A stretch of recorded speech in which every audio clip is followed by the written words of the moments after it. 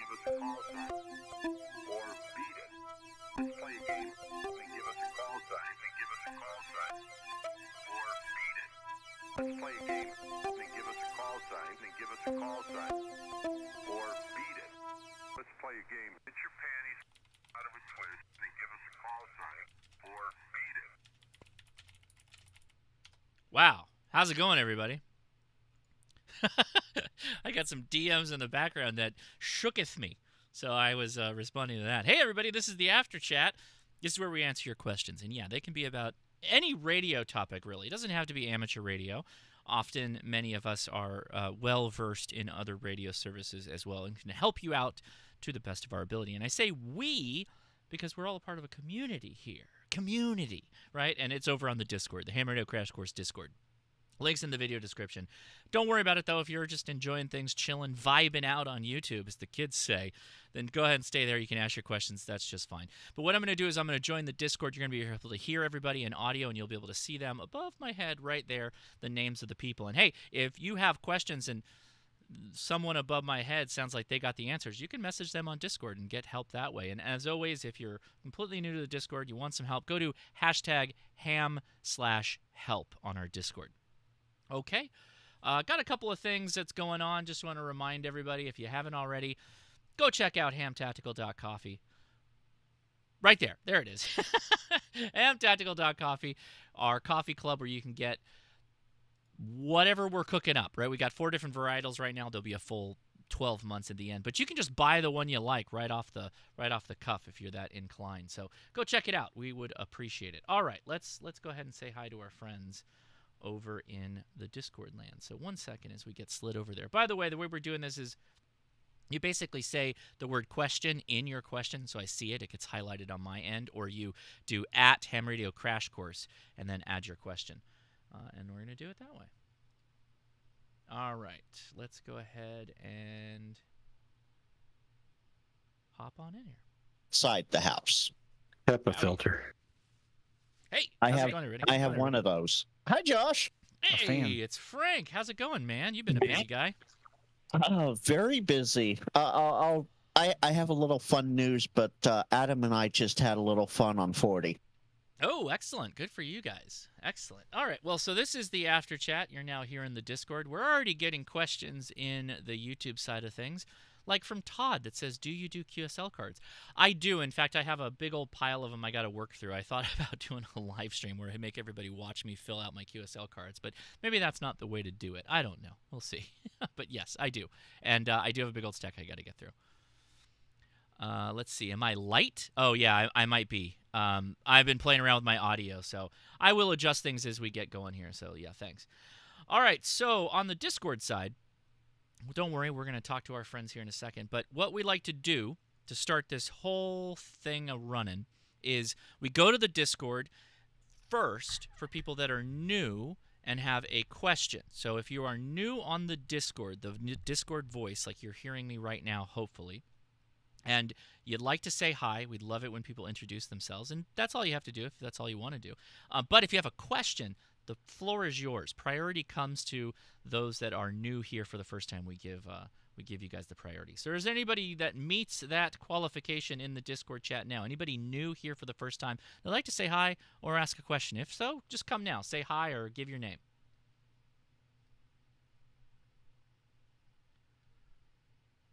Looks like a couple of new folks I see, but don't worry, I won't peer pressure you into saying hi.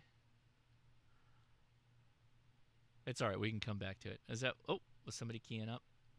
By the way, you got to set a PTT button. The reason for that is we got a decent chunk of people in the After Chat, and we like to treat it a bit like a repeater. So you got to make sure you PTT up for a second, and you can give your call sign or your name or your username, and then you can go say hi. Anybody in there want to say hi or ask a question? Go ahead. Good evening, Josh. This is Dave. How you doing, Dave? What's going on?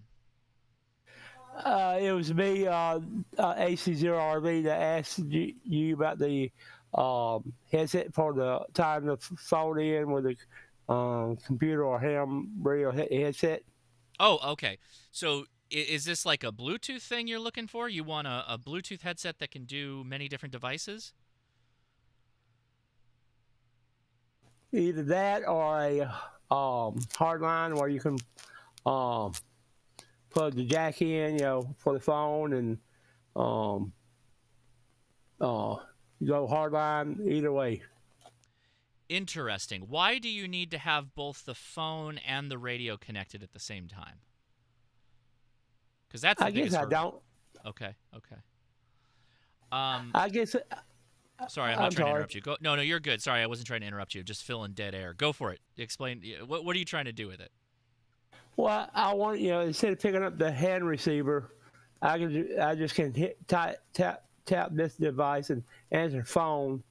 Not talk on the radio, but answer telephone.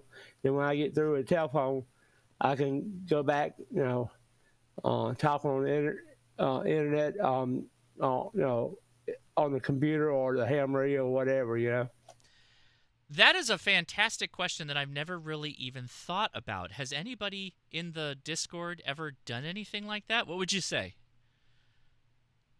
Anybody? Even in YouTube, help us out here, because this is all I've never thought to do that. Because what I'm thinking is, if your radio had Bluetooth, you could get audio. You might not be able to PTT the radio, though, in microphone, right? So that's like where the VC3 device that ICOM makes comes to mind when you're talking like the 705. But you'd almost need like a third-party device in the middle somewhere that would be able to kind of work both devices. Douglas, were you going to say something? Go ahead.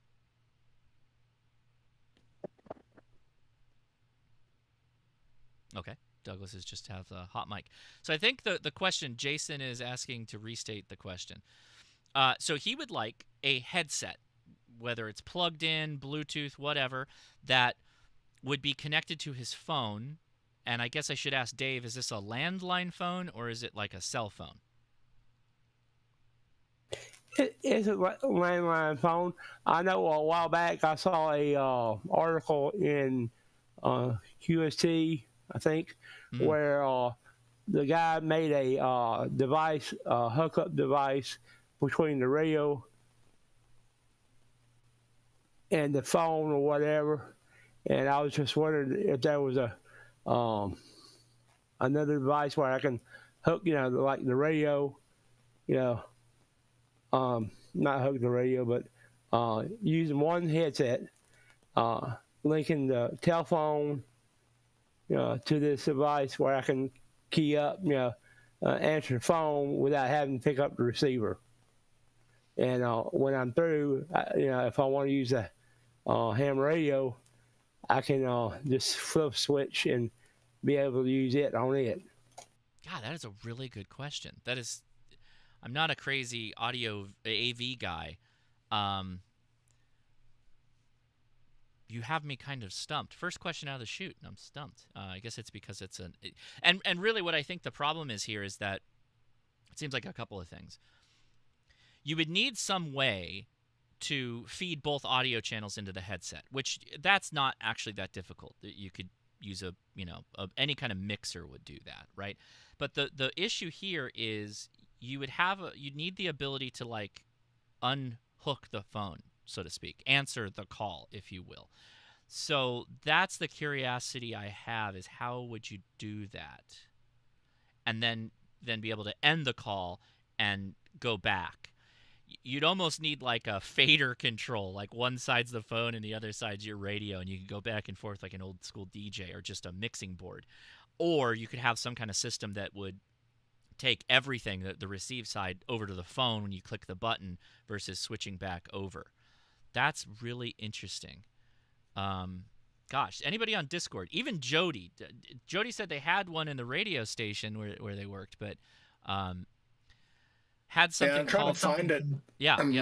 I'll be with you in a minute here. I'm trying to do a search on one. Yeah, Jody's like the unstoppable internet sleuth when it comes to tough questions like these. But even I'm like, man, I don't. Audio switcher is just stereo, no mic. I've hooked up TR. Yeah, see, you got the mic thing to keep in mind with, too, because you're going to have to split the mic in two paths, one to go to the radio and then one to go back to the phone. I wonder if you could get something like a USB audio interface to your computer and then have some kind of like a VoIP type system or some kind of device in your computer that could pick up the phone line. That could work. You'd actually probably be able to find something back from the 90s or something like that was just an interface card, like a PCI interface card that could take a telephone jack in and do it that way. That'd be wild, though. Is this a VoIP phone or analog phone? It's a regular pot. Regular pots.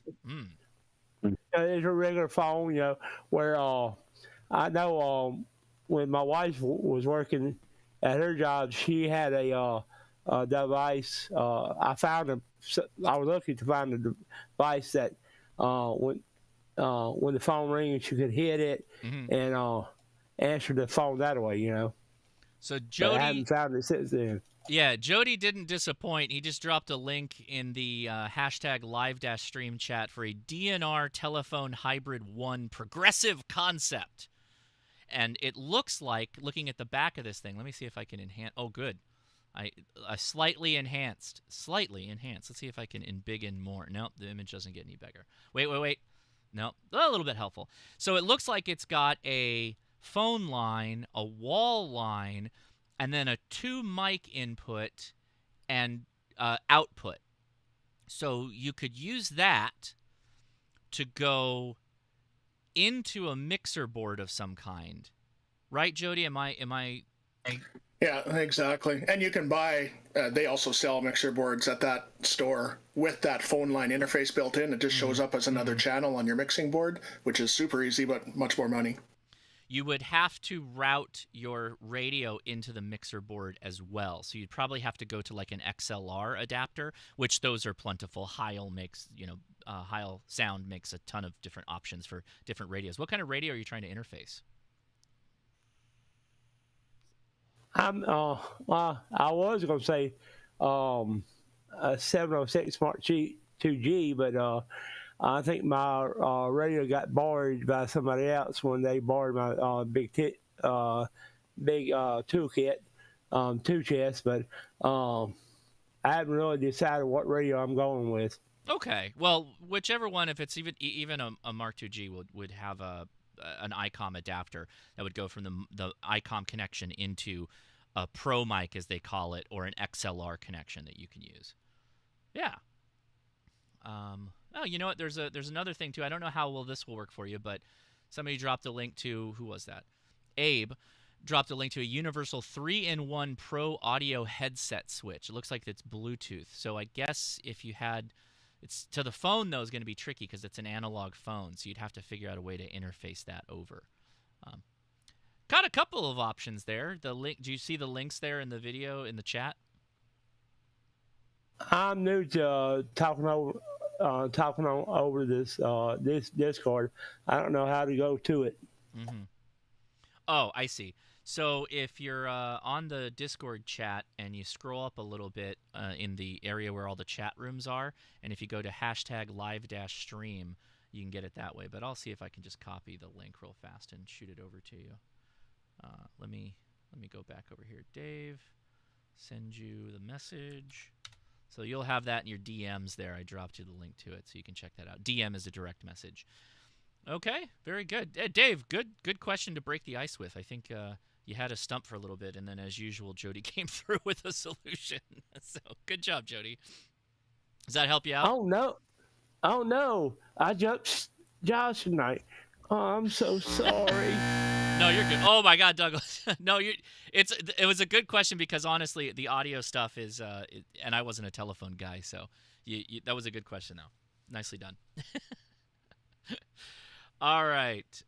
Let's see. There was a comment about getting on the after chat. So if you go into the Discord settings, you need to set a mic and a speaker, like your headset, and then set a PTT button for that. And then you will be able to use the live-stream /after chat to be able to talk. Just make sure you hit that PTT button and hold it down when you are trying to talk. Very good. Okay. Let's see. Anybody else in the chat that's here for the first time that would like to say hi? Because you have priority. First timers have priority. Or ask a question. We'd love to hear it. Go ahead. Hey, Josh. I just wanted to say hi. Actually, you and Randy got me into radio right when the pandemic happened and changed like the whole course of my life because I ended up taking a civil service test for to be a radio dispatcher right after that. So I got started in my pension a little earlier. Not that I'm going to split that with you guys, but Dang. All right, and that kind of set me up in the department that I want to be in. So I just wanted to thank you guys.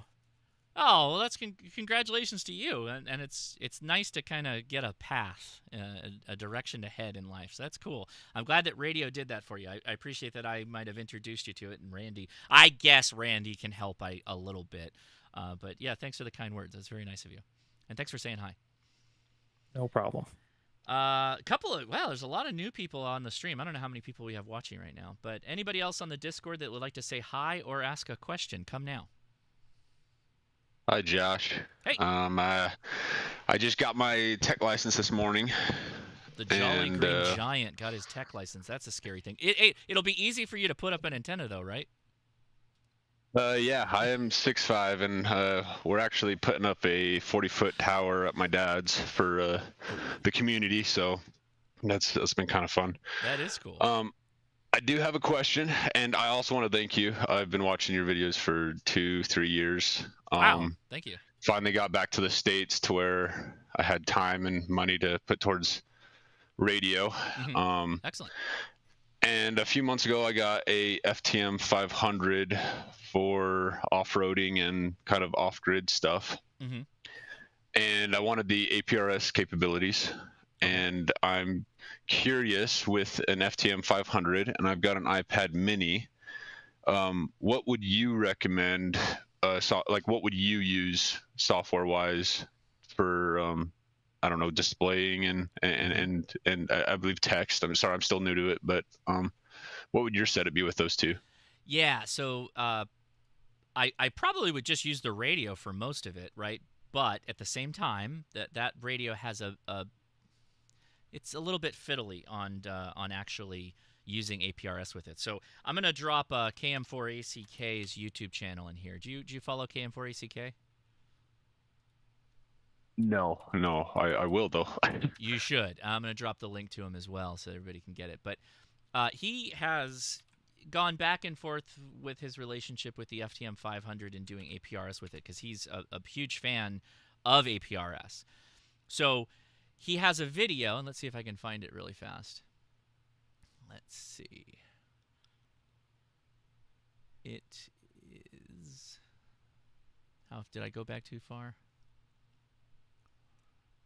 Where is it?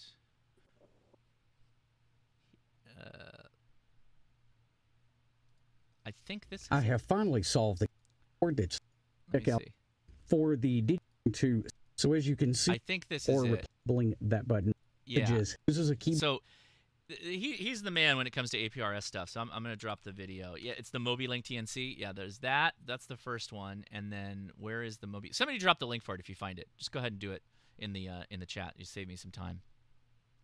But yeah, so he uses a device called a MobiLink TNC that he plugs into the back of the radio. The cool thing about that is it's wireless, it's Bluetooth, and that way you can just connect it to your phone, and you can plug it into your car. You can hide it away somewhere, and that works out really well for the FTM-500, and you can do full-featured APRS with that. Awesome, thank you. Yeah, no problem. And I mean, as always, you can use a digi-rig. We'll do it too, and that you can plug into your phone. That's another option. Are you on Android or iOS? iOS. iOS. Okay, then you probably need to use the APRS.fi application to be able to effectively do APRS on your phone. Would it be beneficial to switch over to Android for APRS, or would I get what I need out of an iPhone or a tablet? I think you should try it with the iOS since you already have it, and then go from there, if that makes sense. If you don't like what APRS.fi is offering, then switch. You know what I mean?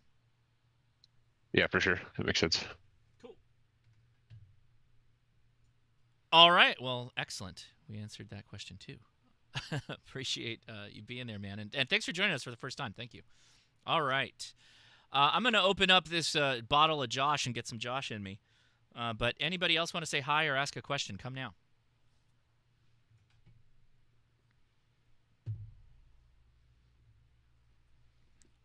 Okay, well, since we've got a bit of a lull, so for everybody in the chat, this is open to everybody. What are some of your favorite mobile apps before we get to today's, I guess, after chat topic of is there too much technology in amateur radio? What's your favorite apps, mobile apps that you guys use? Do you have any recommendations? Anybody want to add their thoughts?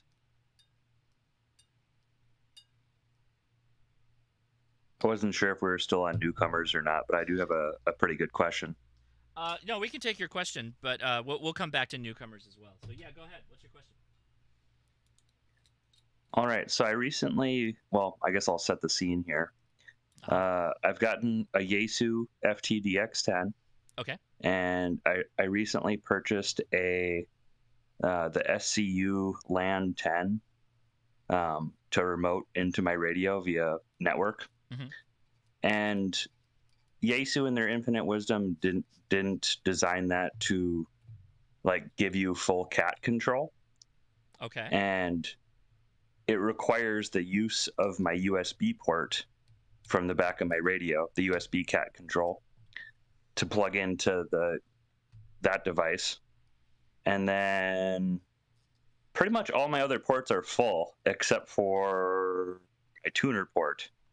So I was just wondering, is there some other way to like make cat control happen for things like logging software like Ham Radio Deluxe or WSJTX?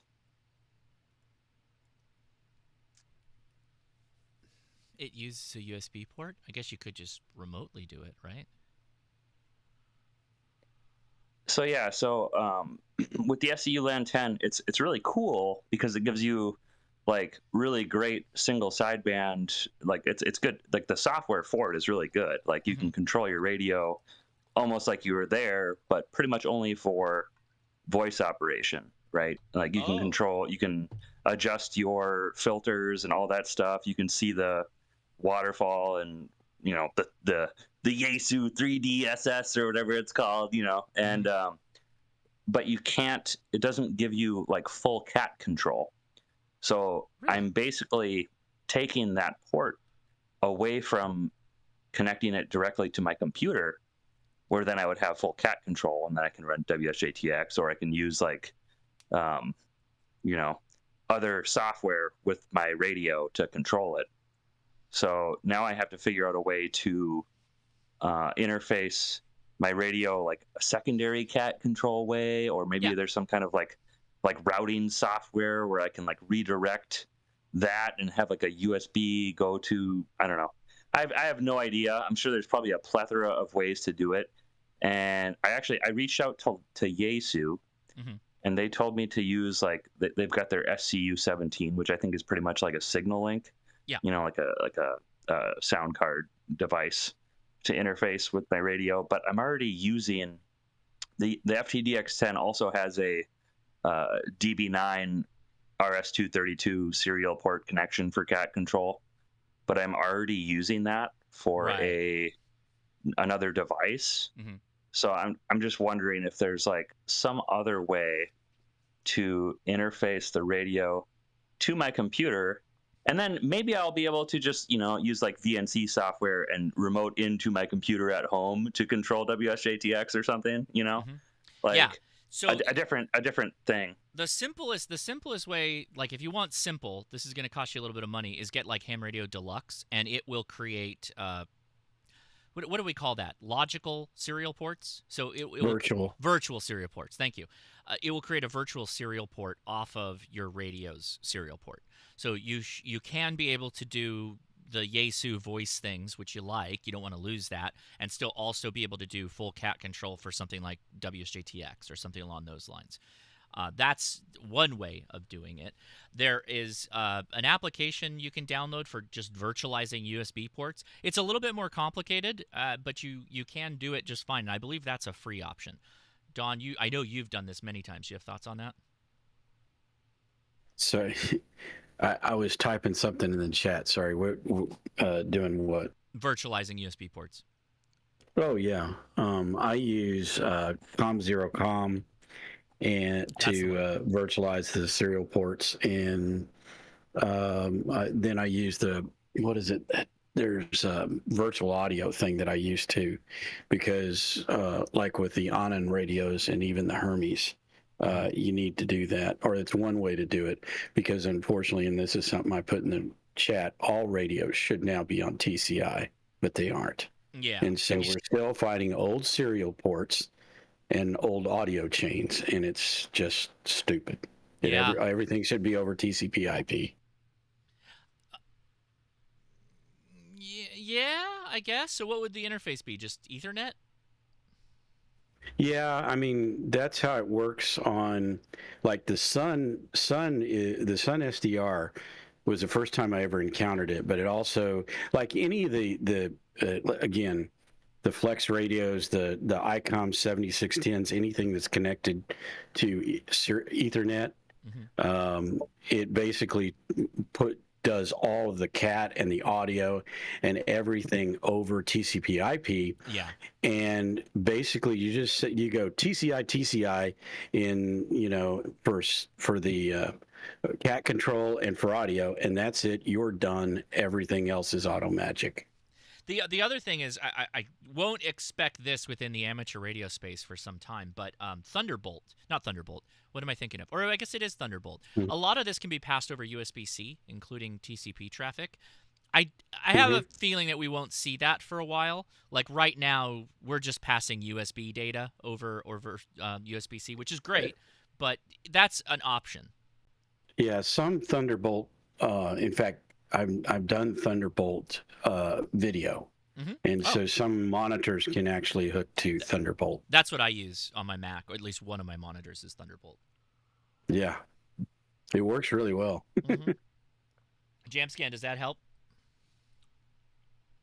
Yeah, it seems like it's like I was kind of thinking some sort of software solution like that lets me. It is COM0COM is software. USBs. Yeah, okay. That's COM0COM will let you you point to one of the ports and then you make virtual ports against that, and then you point the apps at the virtual port. So you would have whatever the Yaesu app is for single sideband or whatever.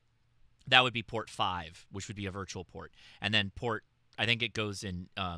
It'll go odd. So it'd be like 4 and then 7, and then that could be WSJTX, the whole thing, right? You'd have a clone virtual port for every device, every app you wanted to run. Yeah, but okay. So now here's the other part of the question though is if I'm using my USB from the back of my FTDX10 to plug into the SCU LAN 10. And the accessory port also plugs into that device. How do I then connect my radio to my computer initially to split my? Would I have to probably figure out a different way? Probably like disconnect the device that I have plugged into the RS-232 DB9 port, get a USB to DB9 adapter with the FTDI chip, and then plug that into my computer as well. And then use that software to redirect the stuff and split the serial port to my other device that I originally had plugged in. I understand. The only way that would work is if the radio supported using those ports for different things at the same time. So the computer, yes, but the radio, I don't know. Two questions, or I guess a couple questions. How many USB ports does the radio have in the back? One. For this stuff. One that does CAT. Okay. Can you use a powered hub to do this? Probably not, I'm guessing. So if you can't... It's a Yaesu, so it'll probably blow up if I use a powered hub. Okay. True. No, good point. No, it wouldn't. The issue. That was a joke. I know. Yeah. But the issue is that even with a hub doesn't send multiple things down to the same device. It's going to lock up that port. Yeah. Can you put the wireless adapter on the PC that the radio's connected to? It has to be connected to the cat from the radio, from my understanding. Ah, man. But then the other thing was, like, if we're going down like the Signal Link, like sound card device route, or Yaesu's, whatever that's called, FTU-710, or right. a Rig Blaster or something like that, how like do those devices get connected? Because I really USB haven't used one. Well, I mean, so that they're designed for like older radios, right? Like the 857 era, where you plug that in and then you get a USB from that device to your computer to do cat control, right? Go ahead. Grayman's trying to say something. Go ahead. Yeah, you wouldn't need any of that. You've got a USB-A on the back of that radio. You plug that into your computer, and you will get your sound card device, and you will get your USB control. That'll go down that single cable. Are you wanting to remotely control the radio? But from that signal cable, the Yaesu, I'm trying to use the Yaesu's actual software for remoting, which requires the FCU LAN 10, and the LAN 10 requires that connection. So maybe there's a way I can plug it into my computer, and then from my computer take a USB out to go into that device. So it's and then back into my computer. Right, that SU10 is going to be a device on your network. It'll have an IP address, and you will be able to address it through your software, either locally or coming in through your firewall if you're outside of your local area network. Okay, hold on. Right, but the whole point is that I'm okay. Go ahead, Josh. So I'm looking at the back of the DX10. The USB-A port is what connects to the wireless thing? No, that connects to the keyboard or a mouse. I've never heard it used as a hub. The USB-B is the one that has cat. It has two cat or two. Correct. There's no cat. There's no cat on the USB-A. No, it's not correct. It's not set up for that. And I do apologize. I said USB-A. You did say that, right. And that's why I was like, wait a second. Yeah, okay, I gotta look this up. The printer connector. The printer connector. That's USB-B. Printer connector. So, what did Yaesu tell you to do? To just go buy another Yaesu thing? So I think what they wanted me to do, go buy another Yaesu thing. But no, their SCU-710. Yes. I believe you can connect that to the DB9 port, which I wouldn't have done anyway. I would have just bought an adapter to USB with the FTDI. But I'm currently using that port for my magnetic loop antenna controller. Oh. Which is my only antenna at the moment. So I was looking in, is there other ways to connect a device like that to this radio? Like, could I use the mic, RJ45 mic port on the front? Because if I'm already using the LAN 10 for voice, and I'm using my mic through my computer, then the mic has stuff that, like, isn't that all that those devices require? Those like sound card signal link devices? No, I believe that's a keyboard. The USB's in the front of the radio. No, he's talking about the mic connector. The mic port, because like you can get mics that you can control your radio with, right? Like you can type in the frequency and it needs to be able to like input stuff.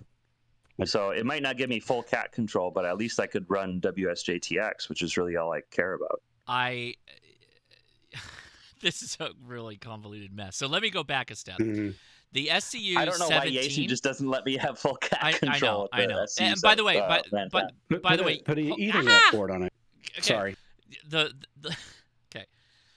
There's so many things happening right now. Okay. The RS-232C that we're looking at right now also has cat on it. So that is true. You can use the SCU-17 to get that. And that does have a USB-B on the back. So they are telling you good information in that sense. But Jamscan then informed us that he needs that serial port, the DB9 connector, because he has a loop antenna, an active loop antenna that he needs. That's his primary antenna, right? So the USB-B on the back of the radio is being tied up by the wireless adapter, which he likes, doesn't want to lose that, but still wants to do other cat things. So WSJTX and FT8, for instance, right? So, oh boy, all right. I get it. You got a big problem here on your hands, Jamscan. Man, I am in a conundrum. Yeah, this is a tough one, actually. let me complicate it a little bit more. According please. to the Yaesu documentation, this isn't for the FTDX10. It's for their older radios like the 897, 891, well, but Yaesu told him to check 857D. it. Yaesu told him to try it. Yeah. I'm just reading the documentation. I mean, the ATOS 120 is also an old device, but the FTDX10 will control it. So, well, I'm talking about the SU10. It doesn't show that as well. the radios. If I was using the ATOS, then I couldn't use my I actually just purchased a sweet eBay purchase. Actually, it's like $1,000 cheaper than new. I got a Elecraft, the KPA 500 Cat 500 combo. Nice. So if you're using a tuner you have 3 tuners to select from. Then at that point in time, you can either choose ATAS, you can choose outboard like third-party tuner, or you can choose the internal tuner on in your DX10. And so the way that the ATAS works is it just, when you select that internally on the radio in the menu, then it knows to control that through the coax. It doesn't even use anything else. Yeah, I know. The only reason I mentioned it was it's a device that's been around forever, and it came out like it was originally for the 857D because it'll go all the way down to 2 meters and 440. But yeah, I didn't mean that it was something that would solve your problem here, because that's not. That would, the only way that would help in any way is it would get rid of your loop, and I'm sure you don't want to do that. Oh, so Watts the Frequency commented that the where is it? I think I lost it. Anyway, so they were commenting that the RTTY/data port is what the SCU-17 connects to, but I don't know that CAT goes over that. It does say data though, so that might be an option. You might want to go back to Yaesu and say, hey, does CAT go over the RTTY and data port? Because if that's the case, you can plug into that and go through. So, I have a feeling it doesn't, though, because I have an SU-17, and I had 2 cables. I had to have 2 cables to make the 891 do its thing. The other thing is I have a Cantronics, like, ancient TNC plugged into that at the moment, which I could just easily do, in software. Like, it's just kind of I like boxes connected to things, I guess. So, but no, I was also looking at the accessory port, and why does that need to connect to the SCU LAN 10? Because if you look at the documentation for the Yaesu, the 710, the new radio that came out, it doesn't require the accessory port, but then it requires an external DC power input. So I don't know if it's just getting power from the accessory port. I know the accessory port can actually control the radio to turn on remotely. So I think that's the reason why. But if that's the reason why, then I can just split out the pins and take the ones I need and potentially still connect that device.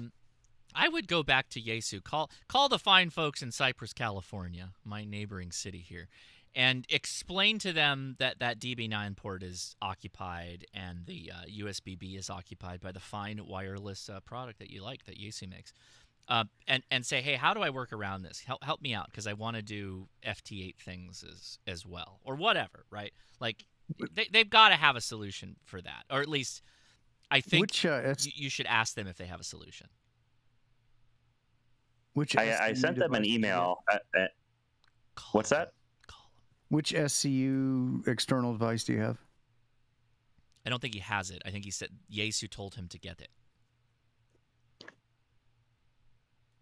The SCU LAN 10 is the one that I have that I'm trying to use, as well as somehow figure out some other way to connect so I can get CAT control for other stuff on my computer. But all the SCU LAN 10 does is allow you to network into your radio and remotely control it, and you can't do anything else besides voice. But their app that they have is like really, really good. Like, it's almost like you're at your radio and you can control all your filters and all that stuff. It's like it's pretty sweet. in that regard.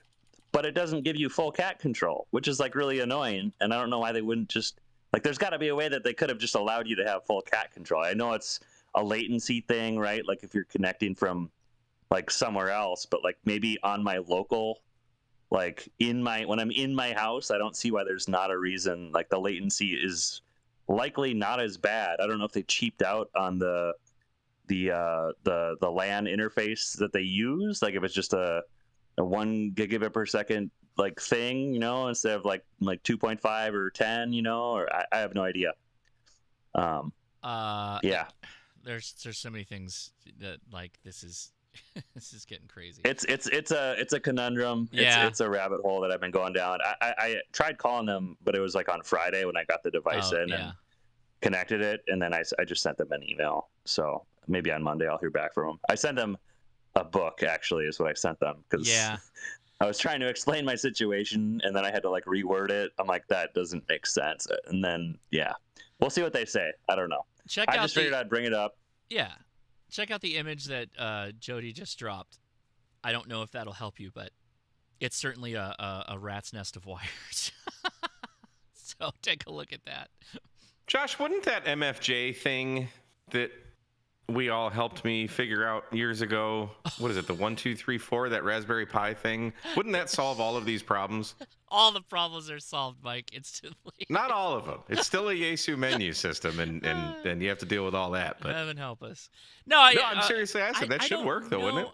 I don't know that it Because you just want to do stuff over the internet, or not over the internet, but like remotely.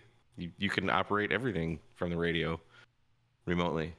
You can PTT it if you want to use single sideband, for God's sake. That was that Rig Pi thing, right? Or the Rig, the little box. I can't remember what it is. And it had a Raspberry the Pi in MFJ it? 1, 2, 3, 4 or something it's called. My Yeah, gosh. yeah.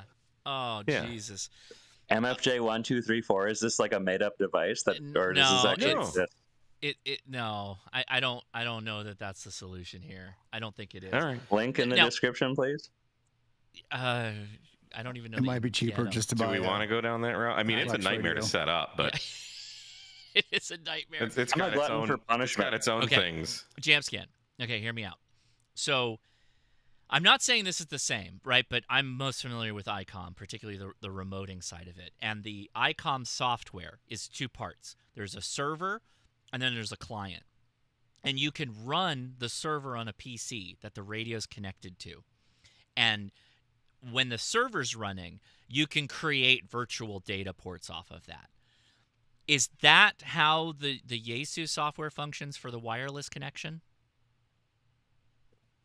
From my understanding, no, but okay. I can dive.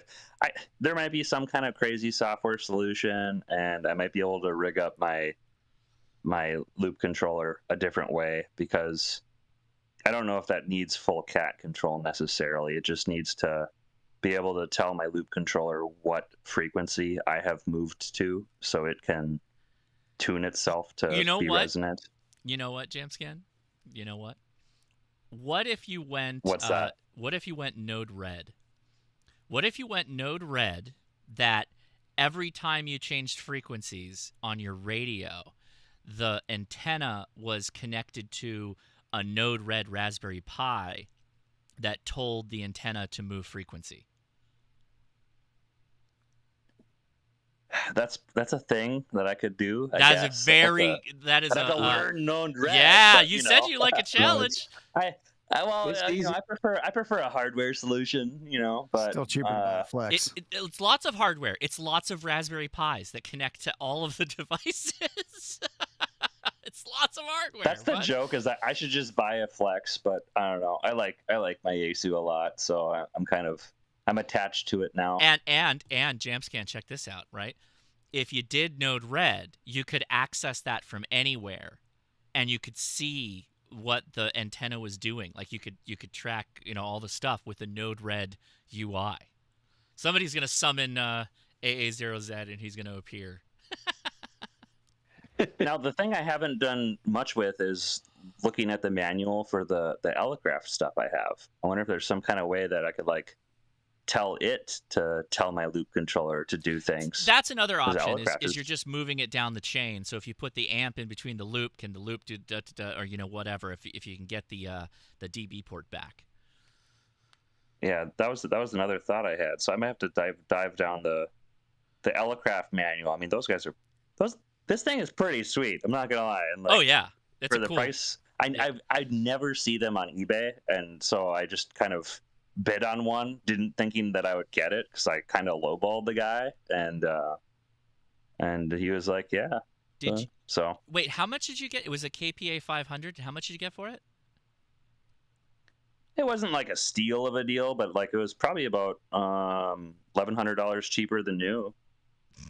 That's pretty good, man. That's a cool amp. Yeah. Nicely done. All right. So now I'm probably going to do like AM on like 80 meters. Probably wait till after the election though, because I don't really want to deal with that mess. But so you said the magic words. Now I got to pull up the link that Grayman POTA sent me. So the AM QSO party details. What Grayman, go ahead and tell everybody about this. Is this tomorrow? What's going on with this AM stuff? I think that started tonight. 8 p.m. Zulu. What frequencies are they I think on? it goes for like 28, 29 hours. And I think there's a organization out on the East Coast in New York. Into MAK was over there earlier today, working some AM on some vintage Collins gear, and I think the guy that's kind of coordinating it's out in North Dakota maybe, or somewhere out west. What frequencies are they on? Do we know, or is there like a particular? What's the calling frequency? Oh, there we go. 40 meters, 71600. All right, let's get down there. Let's see where. 7160 is what I meant. Sorry. Oh man, 7290. 40 meters is bad. 7290 is the more common 40 meter frequency for AM. Yeah. Mm-hmm. It's way up in the band. Oh, that's right. Yeah. You can use any frequency as long as it's acceptable for voice. That's true too. And it's AM. Interesting. Okay, well, enjoy my noise floor right now. 40 meters is really bad for me. Yeah, and if you're going to talk to those boys, believe me, you got to fire that amp up. Yeah, you do. Yeah. What do you have your ref set at, Josh? I don't know. Let's see what my ref is at. 0. Oh God, mine's at minus 25. Oh, cleans a lot of that stuff up. Yeah, but that's just tricking yourself, right? Oh yeah, 100%. The S meter is still an S9 noise, but at least it's. Oh yeah. I'm looking at my meter, dude. 40 is on fire right now. I just fixed my noise floor, kids. Of course, my S9 noise floor is still ridiculous, but hey, look at that. It's all fixed now. Oh boy. Those beautiful AM signals there. Yep, I see. Well, those might be shortwave stations. But... Yeah. All right, let's see. Let's go back. That was a bit of a delay. I think Josh, you and I might be able to work AM. Really? Yeah. Interesting. Why are we seeing the same things out there? Quick question. Go ahead, question. I'm looking at the RadioMail app, and it said that you needed to have a subscription for forums. Do you need that? You know what's really amazing? We got the developer in the chat. Is he still here? I always meant to ask too. Is it George or Georges? Like, how do you pronounce your name? WH6AZ. I don't know if he's in the voice chat with us, but he's definitely in the text chat. Feel free to join us if you're so inclined. But I am watching chat. I don't know if he's still around. I hope he is. Maybe he's watching the live stream. He's going to come diving back in.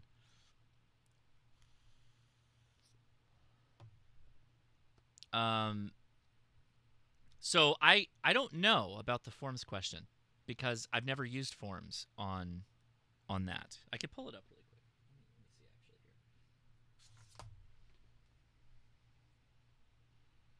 Have you tried the app? No, I'm kind of waiting. I don't really need mail right now. I'm just kind of looking at it. But you definitely needed forms to go with that. Well, I don't know if you do. It just says a yearly plan and a monthly plan. So the for forms is what you're saying. Correct. So you generally use forms if you're involved with like MCOM, if you're a part of ARIES or RACES, all that stuff. Otherwise, you won't need it for WinLink. It's just email otherwise. Does that make sense? That makes perfect sense. Yeah, so I wouldn't worry about it. I did just recently buy the VGC handheld. Oh, yeah, right. And will I be able to use this for the mail? Will you be able to use this for the mail? I don't know. You would have to use an audio interface into that radio to do it. So it's not going to connect with the VGC app. That's a separate ball of wax. So you would have to use a traditional analog to USB type thing to make it work. So you might need like a DigiRig Lite would probably do it.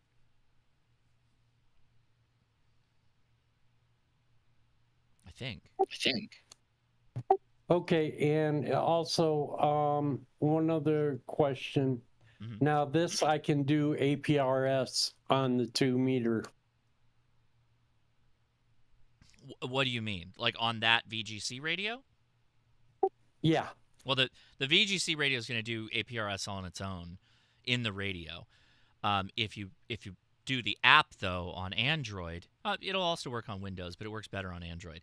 Then yeah, you'll have full APRS stuff in the app for the radio. Okay, and one more question. Sure. Do you need to be a member of APRS or not?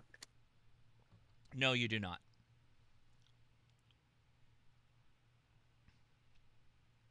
Okay. That answers my questions. Thanks a lot, Josh. I appreciate it. Yeah, absolutely. Thanks for hanging out with us. We appreciate it. Okay, so let's see. I've got a number of DMs here. What time is it? It's 7:30.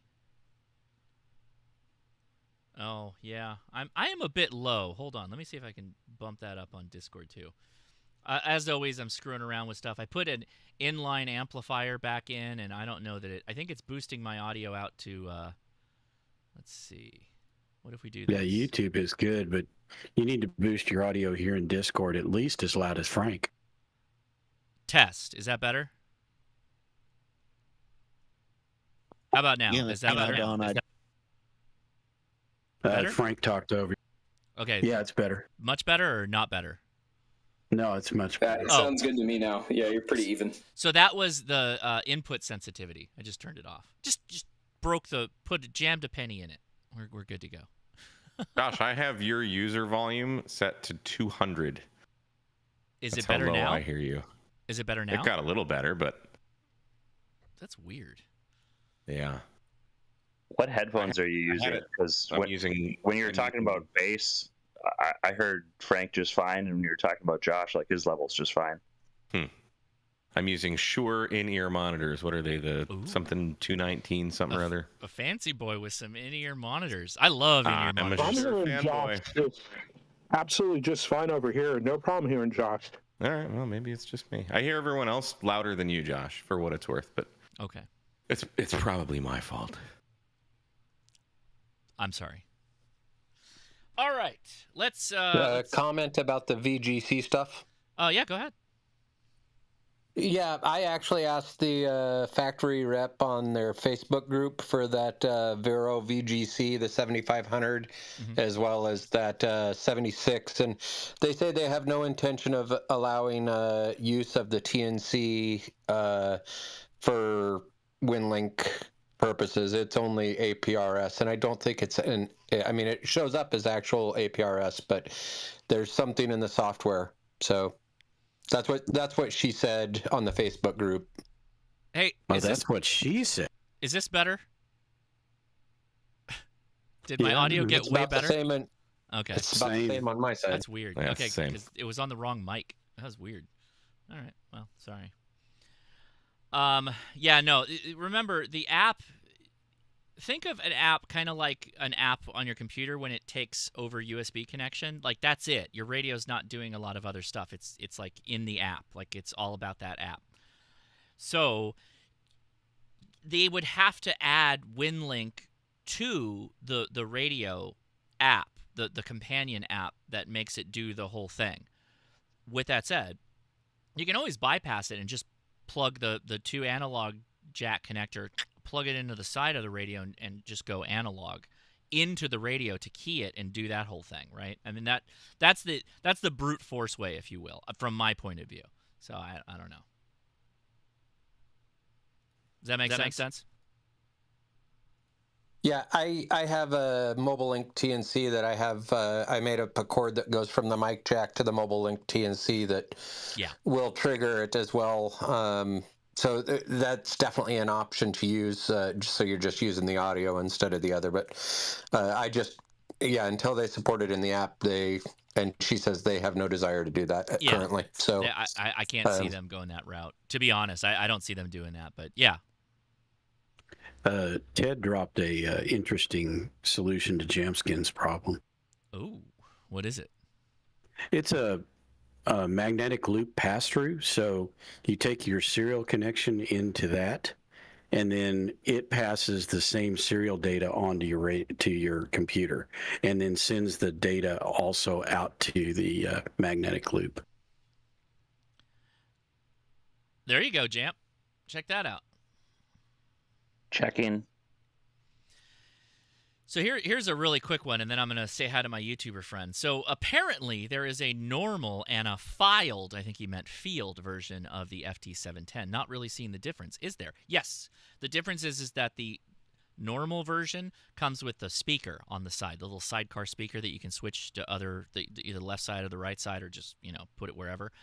And the field version comes with a strap. A hand strap, because it's for the field. You're going to carry it. You need a handle. And as a FT-710 AESS owner, go with the field version. The speaker really doesn't do that much for audio, believe it or not. So, save the few extra bucks and go with the field version and get the handle on the side. I'm not sure I agree, but if it's like a $200 difference, I think that's where the going rate is. It could be more depending on the sale on the 710. I actually really like the AESS speaker. I thought that was really cool that you can phase them differently. On my review, I used a really high quality audio recorder, and I thought it sounded great. I don't know. Go ahead, comment. Yeah, so I have the 710 with the speaker, and I use it with and without. And there's a definite difference in the field with, but you can do just fine without. Yeah, it's fine without. You don't need it. But there you go. Go ahead, comment. Yeah, I used that speaker on a different radio, and it's a very high frequency speaker, so it is specifically for purpose. So that they can get the phase angles right. Mm-hmm. So it's not a terribly good speaker in its own right. It really is meant for what it's meant for. Whether it's worth the extra $100, because that's what it costs. It's $92 if you want to buy one. Yeah. So yeah, whether it's good, but it all depends on size. If you don't mind having a little bit bigger radio, go for the one with the speaker. It's entirely passive though, right? So it's not like an amplified speaker or anything like that. It's just a little plug that goes in out the back of the speaker and into your radio. So, cool.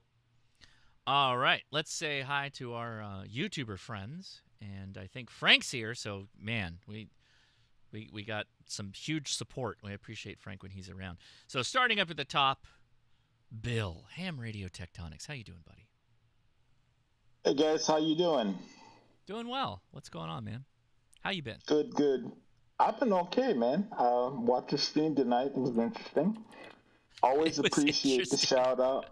It was, well, you know what? I've moved away from lots of devices and apps. I got nothing against them. I mean, I just, when I get out on the activation, a radio and a camera is all I can really handle. So that's just me not being able to do more things. But I'm always interested because I used to really be into them, especially with the KX3 and CW and the Android tablet. But hey guys, I'm Bill, call sign K0WHW. My YouTube channel is Ham Radio Tectonics. I'm sure somebody will drop that. And what have you been up to, Josh? Oh man, I had a wild POTA day yesterday. We can talk about that later, but I was very optimistic that I could get like 3 or 4 videos shot at once, and oh buddy, that bit me in the butt. I also learned something about the Shagu X6200, which I don't know that it's going to be a surprise to anybody, but I learned something there, which I'll probably have a video on that, hopefully dropping on Monday. But yeah, tons of stuff. Wow, 3 videos. Support services will have to come pick me up with a gurney. I'm lucky if I get 1 done. I was given a mandate several weeks ago by one ham radio tube, Mike. He said do more stuff on the QMX, like QRP Labs. So I did that touch paddle mod on that radio, and I did a video, and I had a lot of fun out there. I'm not very good, so I had to switch from the touch paddle to a regular paddle to finish the activation. But just doing a few videos, trying to step it up just a little bit, and that's about it for me. So I'll get out of the way and let somebody else talk, but thanks for the shout out. Yeah, man. I watched every second of that video, Bill. Dude, ham radio to Mike, I can count on you, man. I appreciate you. I really that's really cool, man. I appreciate you. Thank you very much. I'll talk to you guys. I'll be on the side, as the FM 2-meter guys say. That's right. Well, thank you for monitoring the repeater here. We appreciate it. All right, Bill, take it easy, man. All right, let's see. Who's next on my list? I've been getting all kinds of DMs, so I'm catching up here. Chris, the digital analog ham. You're in the chat, man? Chris is here? Is that right? Yeah. Hi, Josh. How you doing, man? Hey, what's up, dude? I haven't talked to you in a while. How you been?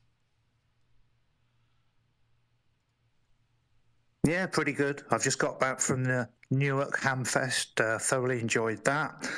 I've been playing about with the AnyTone 878. Have you seen it's got the satellite mode on it now? I was at 12-volt power yesterday. By the way, I added that to my list of things to do as well. And they were playing around with it. And I'll ask you, because it's kind of new.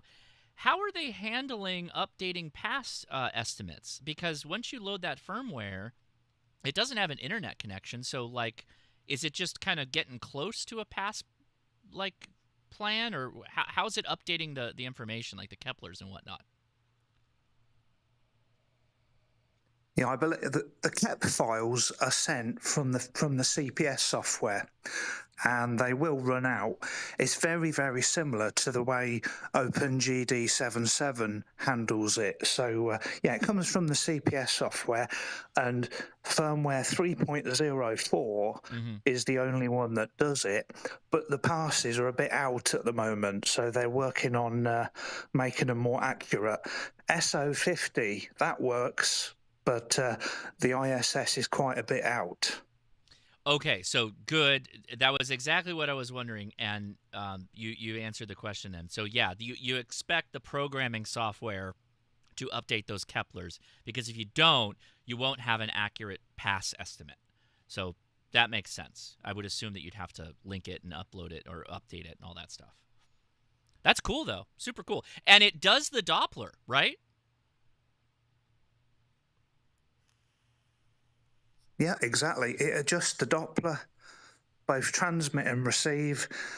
Basically, you press the satellite button on the radio, it's in the main menu list, and it comes up with the nearest passes, by GPS and time.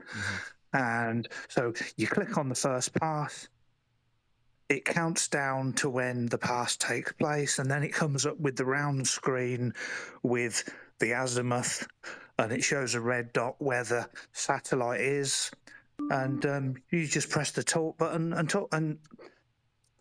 point your aerial. You know, everything's done automatic. The channels are not saved in the radio.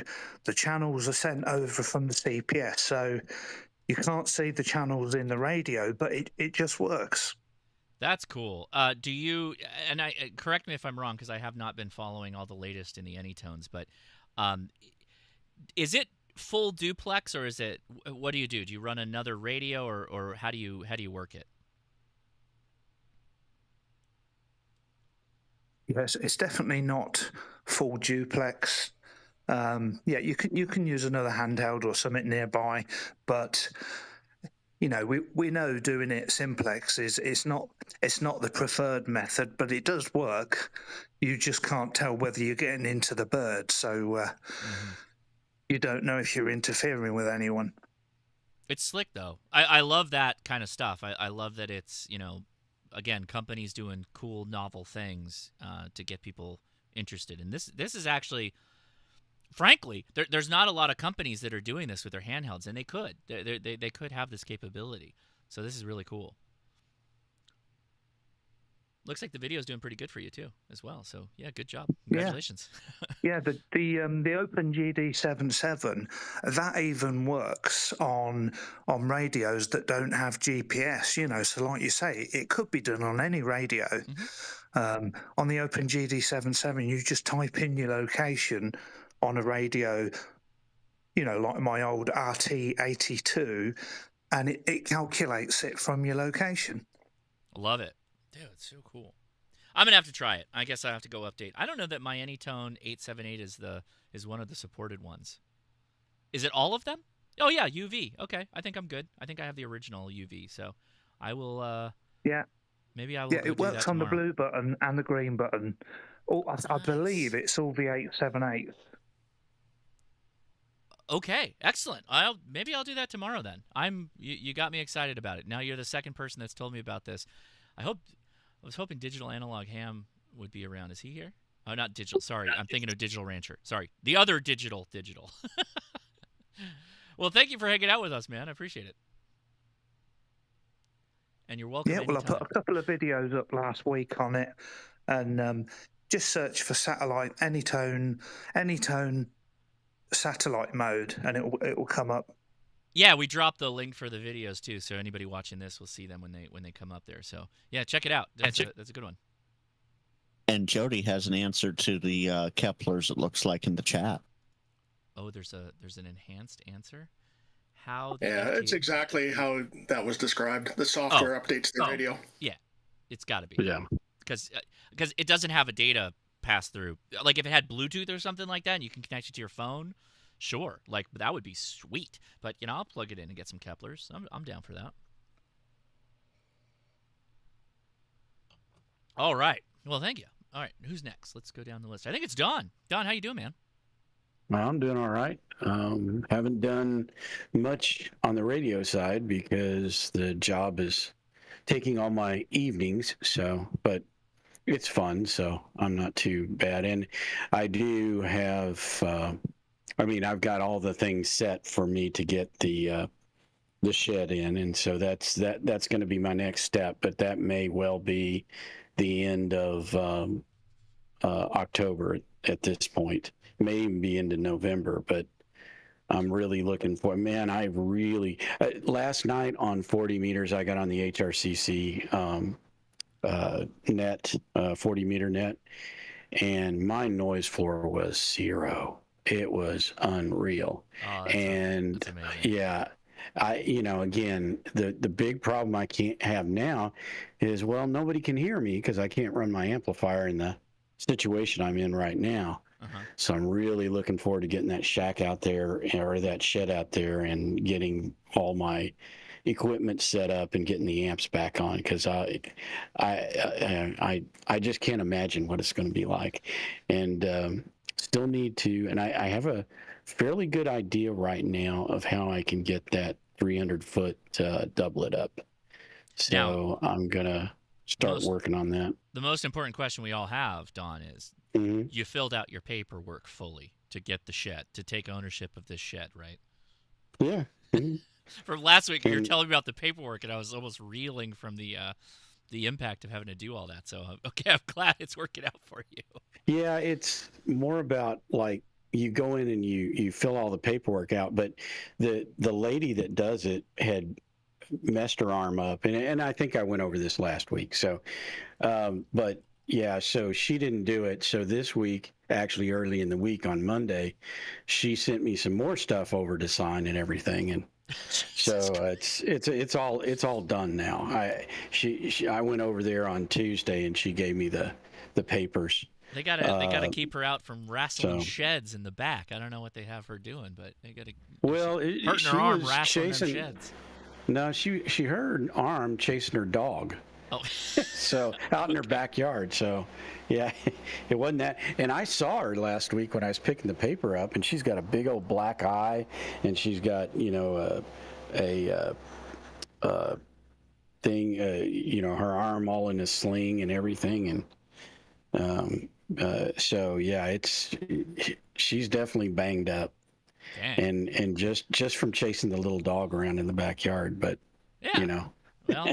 Well, thanks for the update, Don. We all are living vicariously through your low noise floor and your future shed. So thanks for being out here. Yeah, and if anybody's curious about how much a shed costs, I can tell you what mine costs now. Yeah, I don't want to know. It's probably too much I want to think about. I don't know. It was only 14,000, so I didn't feel that. Okay. I didn't feel that was too bad. Okay. I mean, my God. I mean, it comes with all the electrical ports, and anyway. Well, you'll see it when I get it. Don't spoil it. Just save it, sit on it, and then we'll all watch the video and live vicariously through you. So I appreciate you, man. Thanks. All right, next is Frank. YouTube's Frank is back here. How you doing, man? You've been busy as all get out. What's going on? I have, Josh. Good evening, and I'm glad Don qualified that 14,000 with only ahead of it. Right. Only. Yeah. Only. Yeah, I've been busy here. Let me drop my.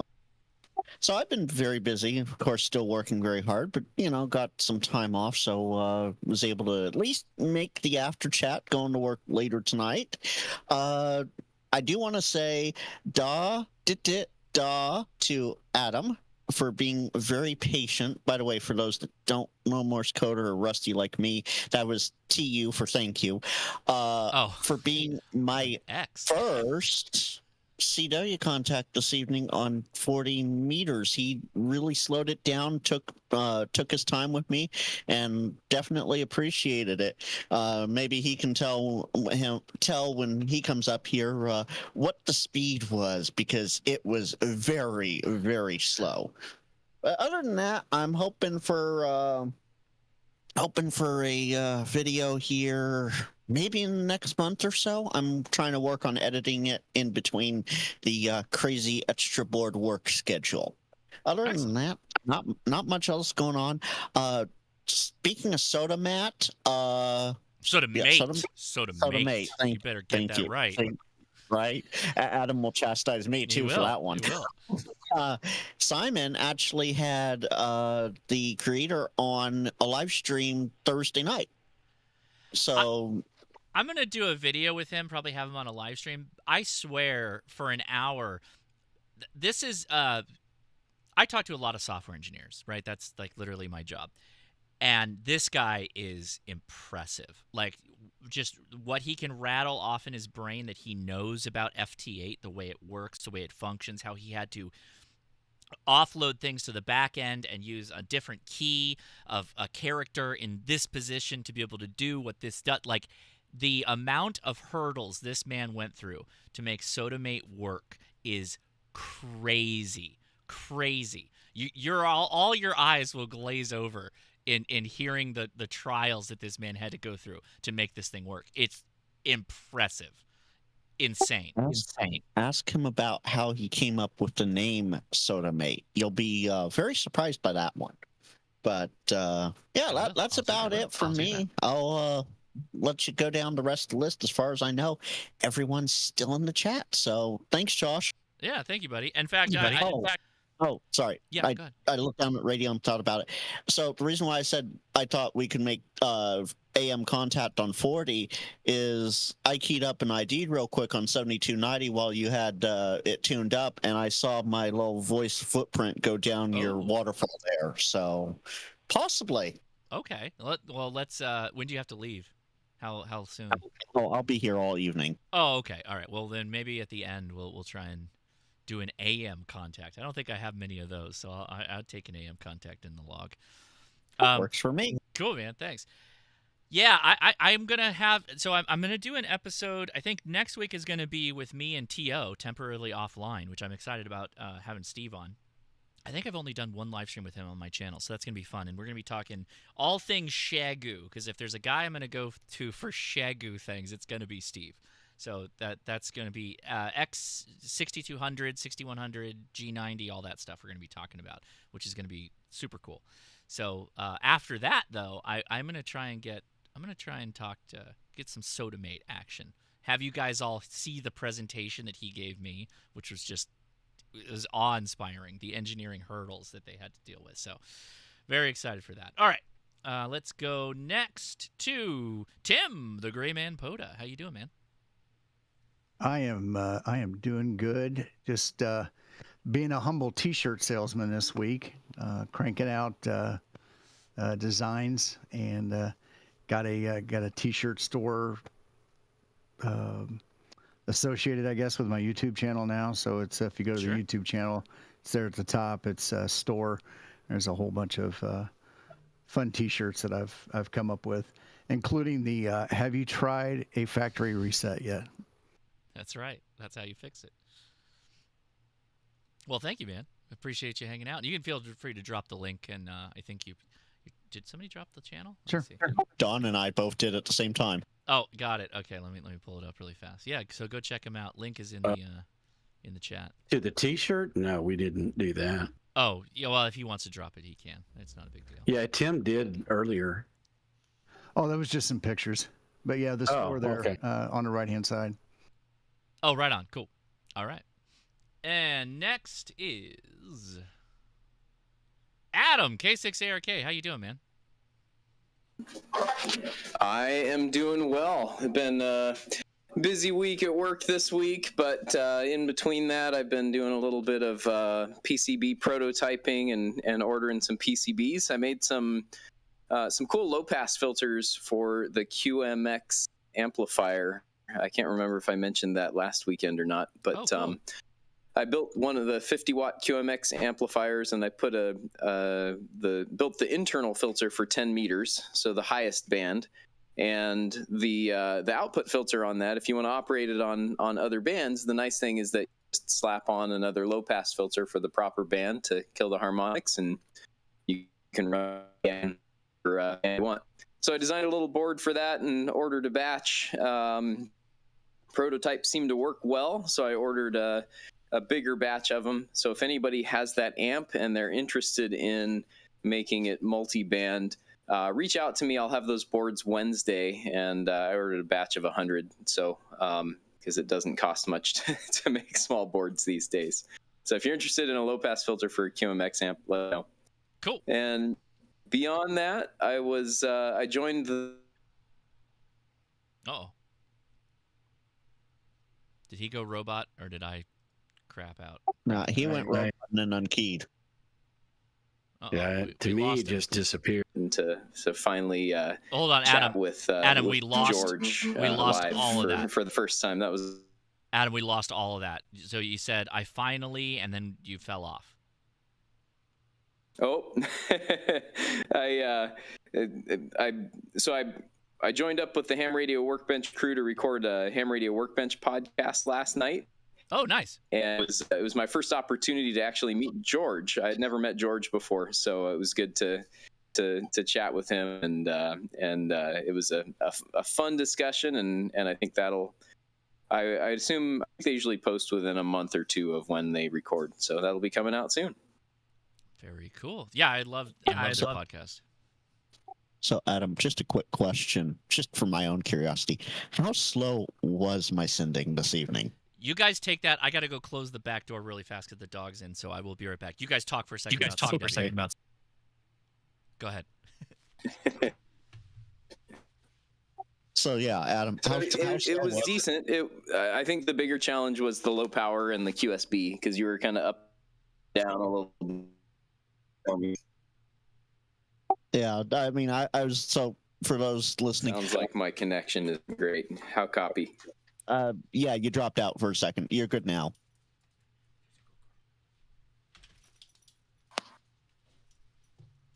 Or maybe you're not. So. Okay. You good, Adam? Yeah. Bottom line, the power level was the biggest challenge. So I should crank it up a little bit then if I want to play. All right. Yeah, that was 5 watts on an FT-710 that I made the contact with Adam on. And I don't know how much power you were running, Adam. Probably 100 watts?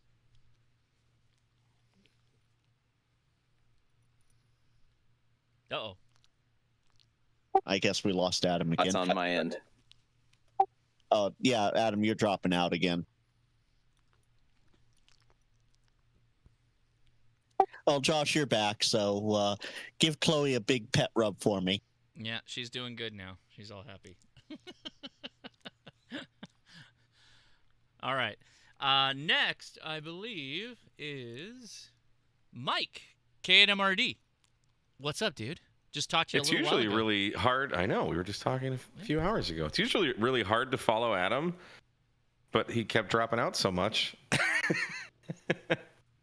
I don't have to try to compete with that. So, how is everybody feeling tonight? I'm good. I feel real good. Good. Are you ready to go down the mobile rabbit hole with your phones and everything you do out there?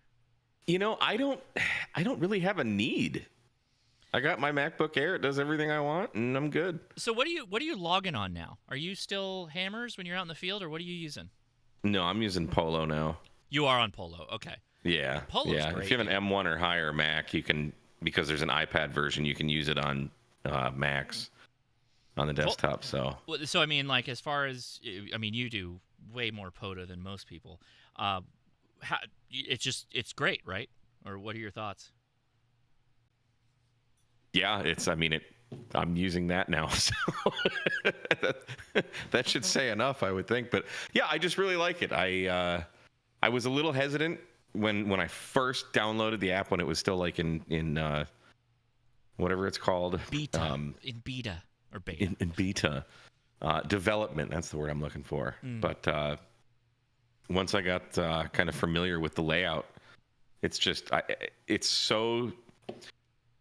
really smooth and fluid when you use it. I never have any lag or anything. Now, to be fair, most of my experience on hammers was with the Jankopotamus, which is compare that to a MacBook Air. Oh yeah, that's insane.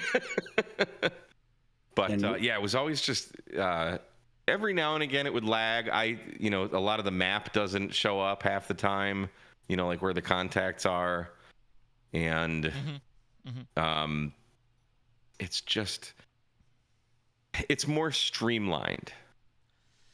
So you can answer what the frequencies question. Does Polo have an ADIF export function, Mike? Oh, yes it does.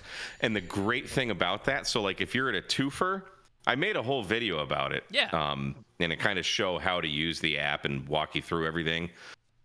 But say you're at a twofer or a threefer, fourfer, whatever, you just go to the operations tab. That's kind of where you kind of do stuff. Which is what it's called. And you hit export ADIF, and I just airdrop the files to my Mac, and then I upload them to POTA and to my logging software and everything.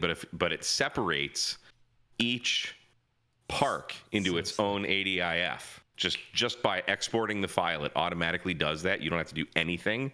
So you can just go, if you're at a 5fer, you just export the one log, but when you make the log, you tell Polo you're in all these parks. Yeah. I showed that on the video today, like that you got to select the different parks you're in if you're at a 3fer. Yeah, but when you export that, it makes a separate ADIF for each one of those. which is super useful. Yeah. So, Totally. Yeah, I'm really happy with it. So. Good time to be alive in ham radio, Mike. It's a good time to be alive. Comment? Go ahead, man. What's up? Gray man, go ahead.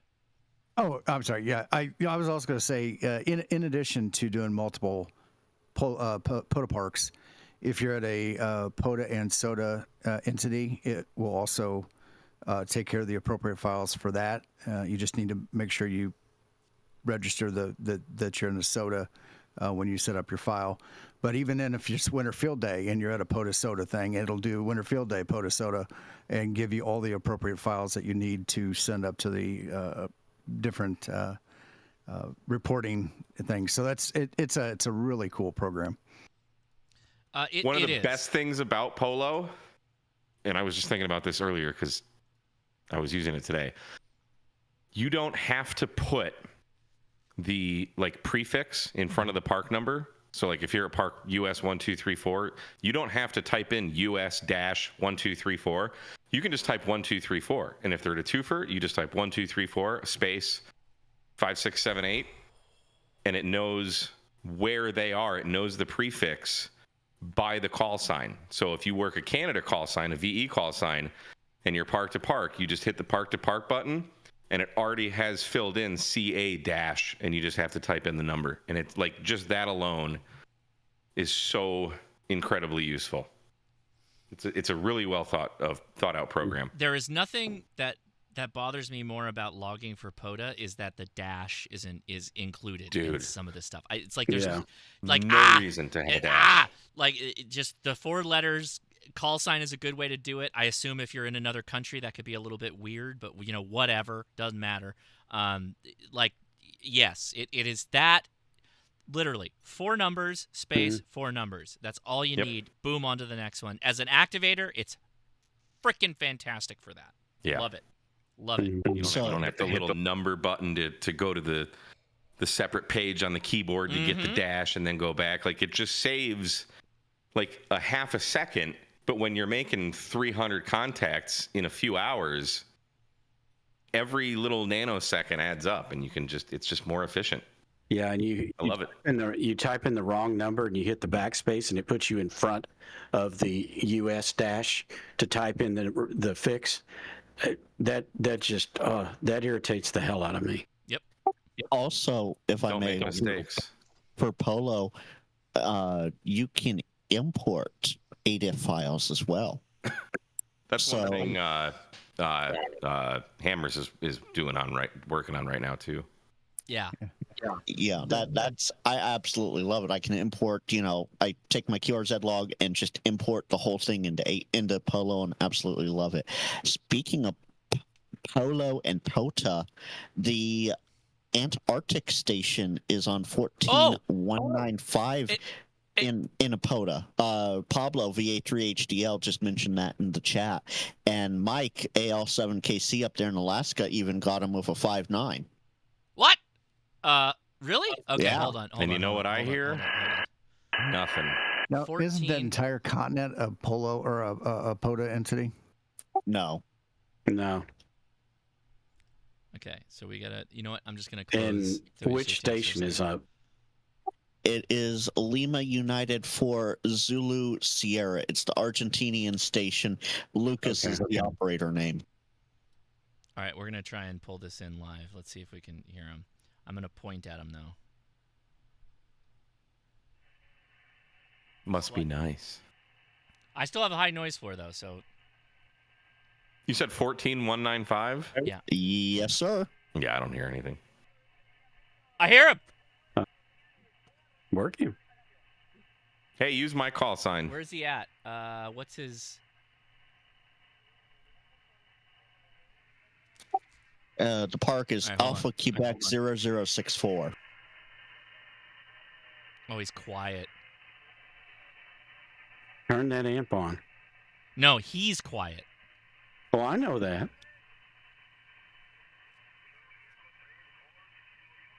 There is a pile up too.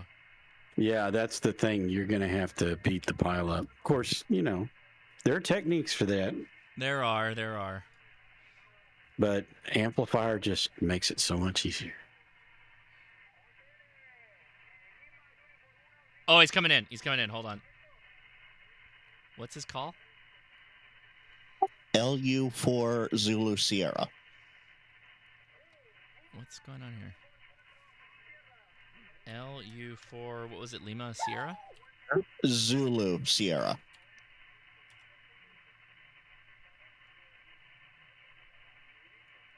And it shows up as base station of Antarctica. Here, I'll show you guys. Yeah, Marambio Antarctic Station.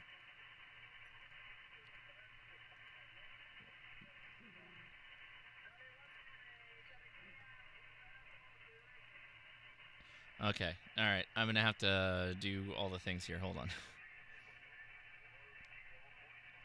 I do want to get this. You know how long? Like, I don't know that I have a true Antarctic station call in my log. If you get them, tell them, hey, I got another call sign for you, and use mine. Yeah. I'm serious. That'd be awesome. Don't forget to use all the club calls, too. Yeah, We4DX. We4DX, yep. W2HRC, KT0ADS, and K7SPR. And what's the LIC one? Oh, he faded out again. So much, like, there's so much weird, stupid electronics noises of, like, in my... Look at this weird... I got rapids. I got rapids on my waterfall. Speaking of We4DX, we've got a big camp out coming up here in a couple weeks. I know. I'm so jealous. Mike's going. He's going to be out there having fun. Yeah, buddy. Hopefully there will be no Malort this time. Oh, no, not Malort. Oh, yeah. They've got bottles and bottles already. What? God. Yep, I'm bringing a bottle. I didn't know there's so many Chicago Why? people that are going. Where are all these Chicagoans coming from? I think it just became a NAYO's thing. coming, so he's close enough. Got it. Okay. That's a Chicago booze, right? Is Matt going? Yes. A4NQ? Yeah. Yeah. Yeah, then you'll have plenty of beer. How's he? I'm He's flying. bringing a sizable amount It's of the Pacific Northwest. We always have beer. Oh, wait. Is he driving? Is he driving? Who, Matt? Yeah. He drove No, before. He I don't drove think before. so. He No, did it him before. him and Mike are renting an SUV. But they are driving. Or no, they're flying. You're saying they're flying. From the airport, yeah. Yeah, they're driving from SeaTac. Which means that I got a ride. Oh, yeah. So Jody has a good point, Josh. Try going long path to the Antarctic. Oh, interesting. Interesting. Let's try that. What's his... I don't know what his azimuth is. That's the thing. I don't know how to gauge that. We're going to watch my... Go to that azimuthal map thing online. Oh, that's true. I could do that. What do you even call a person from Illinois? An Illinoisan? No, I can't hear him on long. Unarmed. Illinoisian? Illinoisan? Illinoisan? Ohioan? No. Shots fired. Somebody asked me what my antenna is. Aside from this noise factor, the noise is not because of the antenna. And yes, my dog is in here, so I apologize for the background noise. No, Chloe, no. Nope. Nope. I'll tell you in a second. Hold on. Let me get this pointed down south because it was not working. Long path. So, let's see. And I know we sort of interrupted the YouTube bunch for POTA, but we do have Mark in the chat too. Well, Antarctica is pretty important. Yeah, I know, Mark. We'll be back. I'm sorry. So I have a 3-element step IR Yagi on the... Okay, Chloe, you got to go. Come on. Come on. Let's go. Come on. Come on. Come on. Yep. Come on. Good girl. Good girl. Out of here. How about a DX would get it done? And yes, Josh paid at least that much. All right. So my antenna is a 3-element step IR. So on 20 meters, I got 3 elements. There you go. Somebody asked that earlier, so there's the answer to the question. Can you narrow it for more gain? Yes, you can. Have you done that? I have. I'm actually running. Oh, I am running normal. Hold on. Let me see if I. Max gain, baby. Yeah. Yeah, buddy. I think that it's going to screw with my SWR a little bit because I don't have that completely dialed in. So some of it, like using the controller box, you can go in and offset some of the pre-programmed, and you generally have to depending on your height above ground for that antenna. It does help, though, when you do that. Also, let me bring this in a little bit. What's recommended? As far as the waves go, I get those as well. 20 lately. It's been absolutely annoying when I've been on. Yeah. What's the recommended height above ground for that antenna? At least a quarter wavelength of the lowest band, I'm guessing. So a quarter wave on 40? Wow. No, 20. 20 is the beam. 40 is a dipole. 30-40 is a dipole. Oh, okay. Yeah, I knew that, but I mean, it does have 40, so. It does, yeah. I mean, it's the same. It's the same recommendation, regardless of, what you were rocking. All right, let's say hi to Mark. Sorry about that, Mark, and hang out, everybody else. We'll just go open in a second here, and let's just talk everything. Mark, what's going on? Mark Hughes from Boondock Echo. Hey, Josh. No, not a problem at all, buddy. Go get Antarctica if you can get Antarctica, right? I know, right? So professionally, we've got some very exciting things going on with Boondock Echo. We've rolled it out to a few beta users, but you can now target individual voice models, transcription models for each of your different scenarios. So if you're listening to EMS or fire or police or amateur radio, you can tell it to go out and specifically target, like amateur radio, you'd say, listen for the phonetic alphabet. So it should really, really, really improve performance. We keep adding the number of servers, which means we can increase the transcription model capability on each one. So I would say within the next couple of weeks, you're going to see some pretty substantial changes, improvements in everything that we can do, from denoising to translation into all of our different languages. So all of that is just great. We're just rolling along. I've got videos that should be, I need to schedule them, but we should have videos coming out every 2 days for the next couple weeks, and then hopefully we'll get into a rhythm and just keep building from there. Privately, I've learned more about the DCFS and mental health in this country than I ever wanted to know.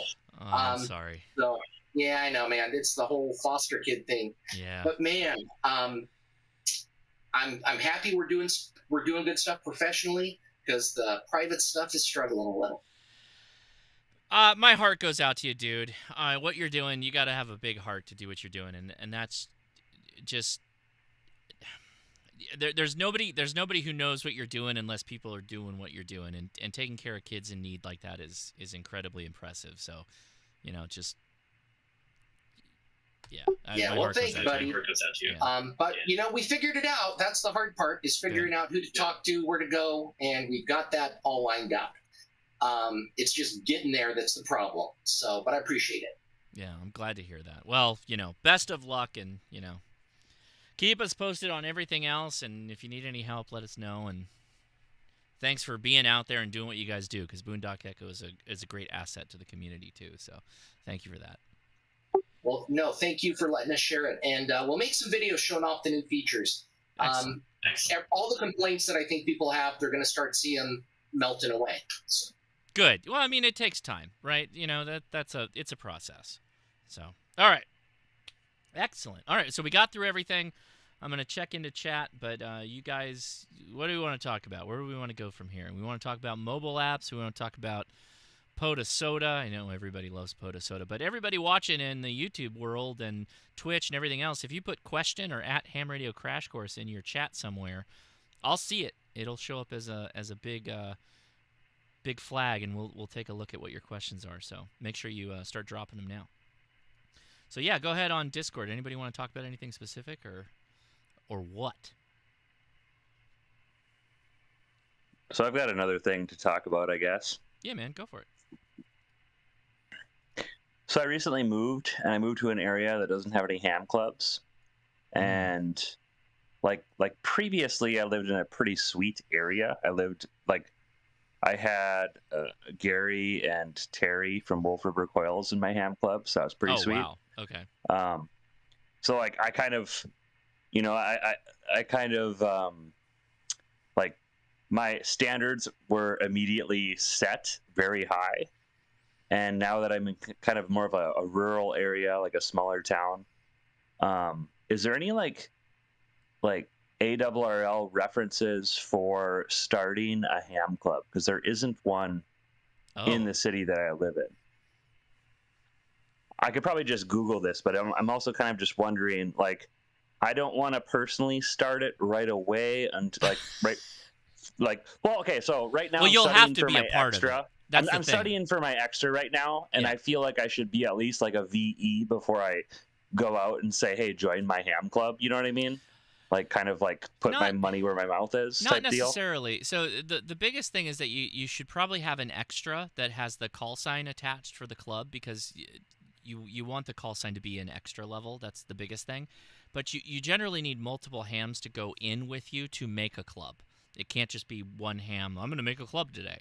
Like, that doesn't work that way. Like, so I know when we were starting up We4DX, we needed to have multiple people in different positions identified that we put forward as the charter for the club and all that. It's not an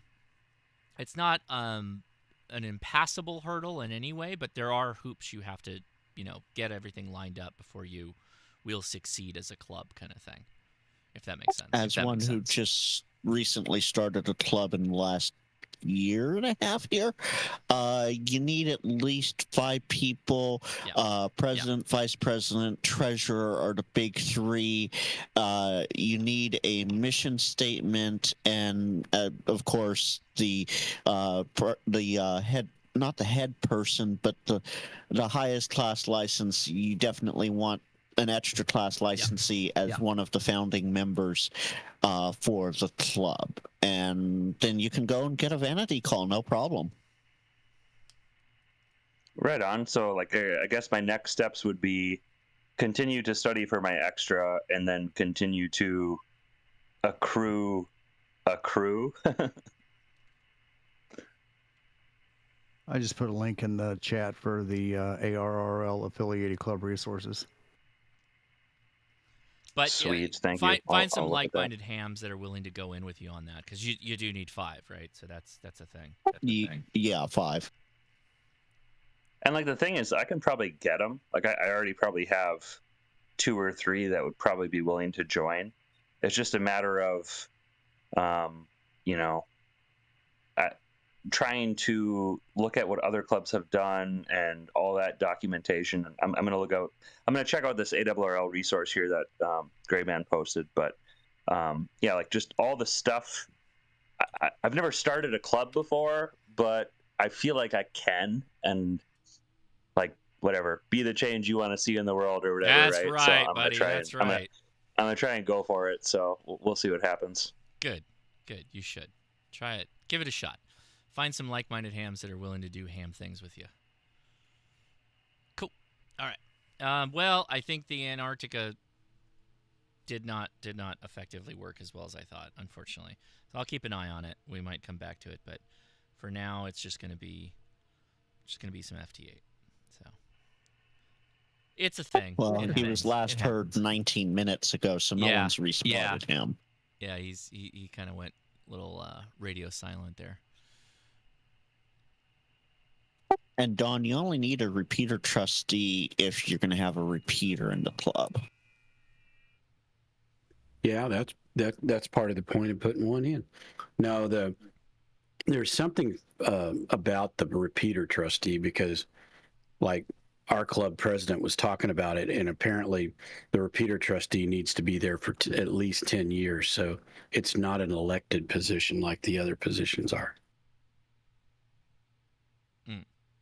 And there is a repeater in the city that I do live in, but there's just no ham clubs, like for, I don't know, 50 minutes from driving from me. So the repeater owner is the call sign of the repeater. Give that, see if you can contact that guy. Talk with him a little bit and be like, hey, would you be interested in making a club? Like, I don't want to take over control of your repeater or anything, but, like, you know, would you be interested in starting something? Because we're kind of on our own. You know what I mean? Think about it. Right on. Like, your repeater belong to me now. No, yeah, probably don't do that. Probably don't do that, but sure. The other thing I think I would suggest, and I only say this because, like, in my area, nobody wants to be in a club. They don't mind a loose affiliation of fellow hams that go out and do things, but they don't really want to be in a club. Bad blood, I guess. I don't know. Gray Man, you actually, you know, okay, here's the thought, Jamscan. Find like-minded hams in your area and say, hey, like, I don't want to, you know, I'm not, let's just hang out. Let's do ham things. Like, I'm going to go do a POTA. If you want to come out, do a POTA. Let's do a POTA on this date. I'll be here. You come out, be great. We'll have a great time. It'll be a lot of fun. And if you just do that enough times, right, all of a sudden you'd be in a situation where, like, you know, we could get some perks if we just became a club. Would you guys be down with that? Like, it'd be cool? Like, would you be all right with that? Now, Jamscan, I got to be honest, you're probably going to have to spearhead a lot of this stuff, because if there's not already a club, that means there's people that are not willing to spearhead a club. And there's a lot of baggage that comes with doing that. Just keep that in mind too, right? Yeah. I live in a pretty good area for one, and I'm honestly kind of surprised that there isn't one here. Like, that said, I know personally, like, 3 of my friends that I already know, and I just moved here, that would be interested in probably joining. It's just a matter of, like, how do you formulate everything, and, like, you know, all the legalities and club rules and all that. Like, that's the thing that I was never really big on, even in my previous club. But, like, that said, I do have things to take from, like the club I was in with Gary and Terry. We had drawings, we had, like, raffles. So it would entice club members to actually show up to club meetings once a month, because then you put in, like, you buy, like, a raffle ticket for, like, you know, a couple of bucks, and then we either had radio giveaways, or we had, like, Wolf River Coil, a lot of the Wolf River Coil stuff, or like just 50-50 raffles. Like half of it goes to the club, half of it is what you win if you get drawn. What's your zip code? He's looking you up on Find a Club right now. Well, my zip code is not. I looked myself up on Find a Club. I couldn't find anything. It's in the Toma, Wisconsin area.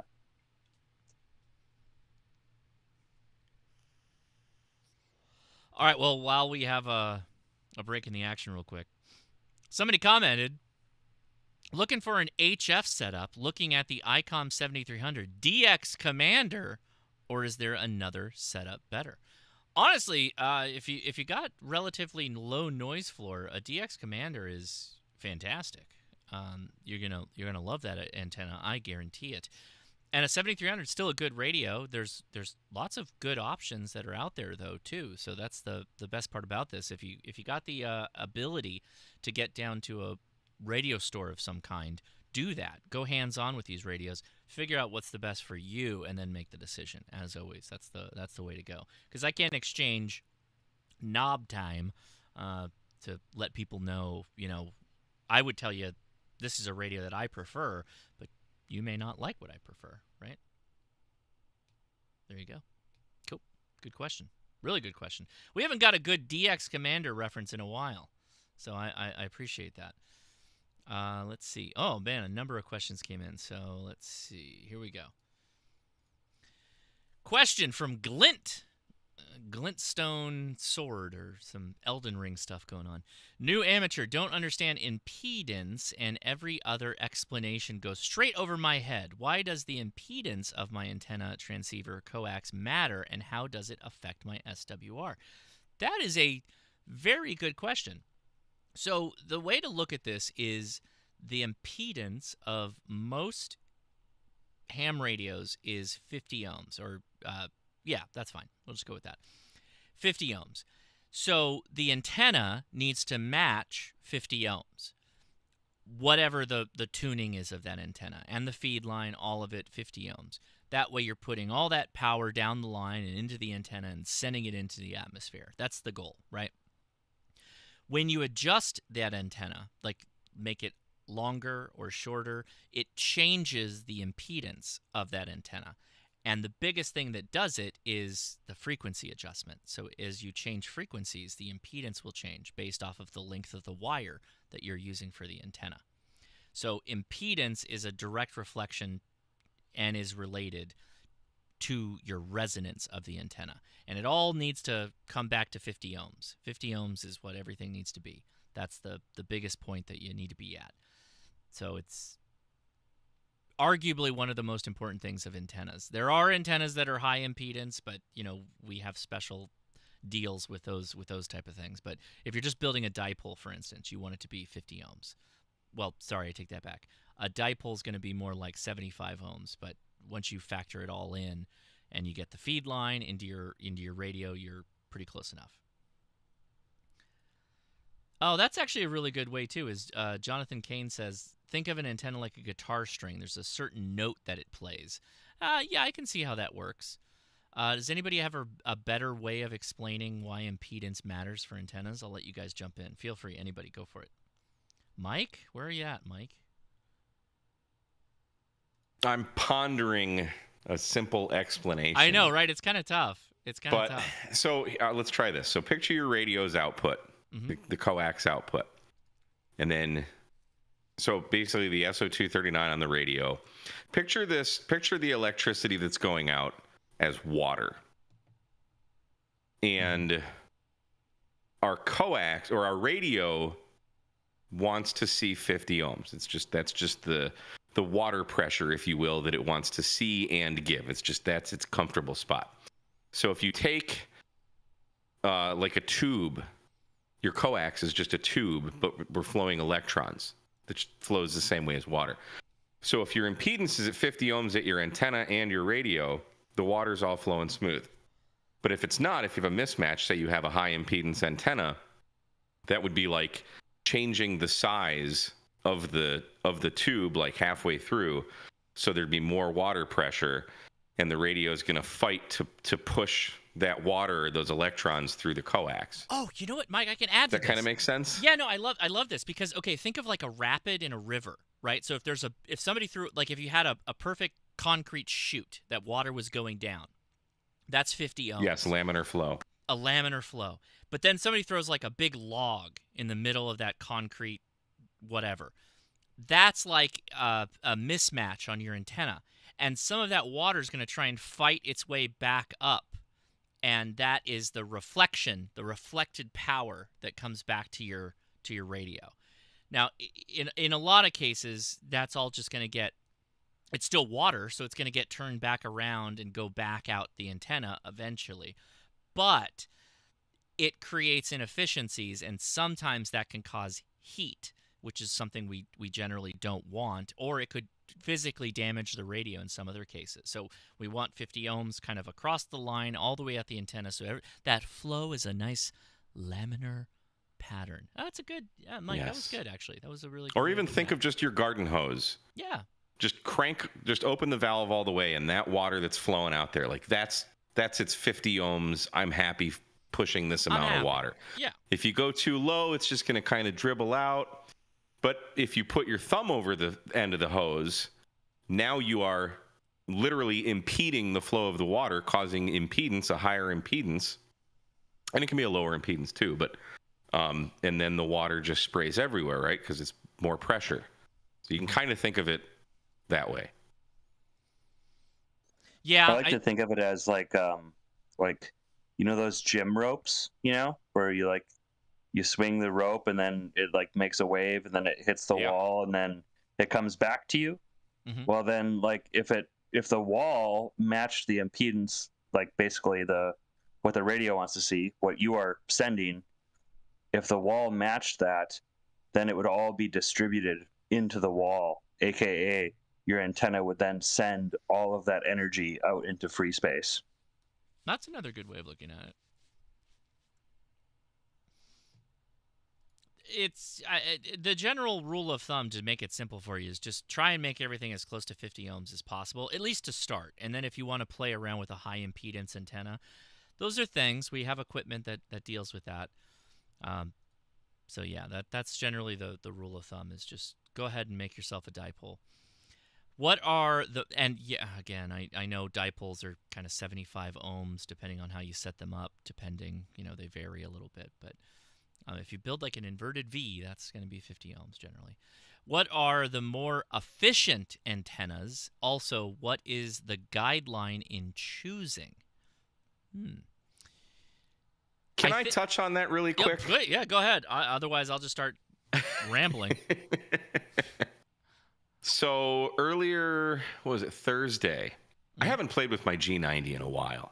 I was like, I want to do a video with it, but I don't want to just go out and do POTA. Like POTA videos are kind of boring. Not with you, Mike. Anybody other's POTA videos are boring. Yours are fun. You're very well. kind. You and Tom Witherspoon. So this will be coming out probably either Wednesday or Friday. It's already filmed and edited. The patrons already have it. I took my G90 out, and I'm sure I can speak for all of us here that once we became hams, we started looking at the world in a different way. So like everywhere you go, say you go to the supermarket or you're driving down the street, you see the telephone wires and the power wires. Like you just look at things like, will this antenna, can this be an antenna? Kind of coming from like a preparedness mindset.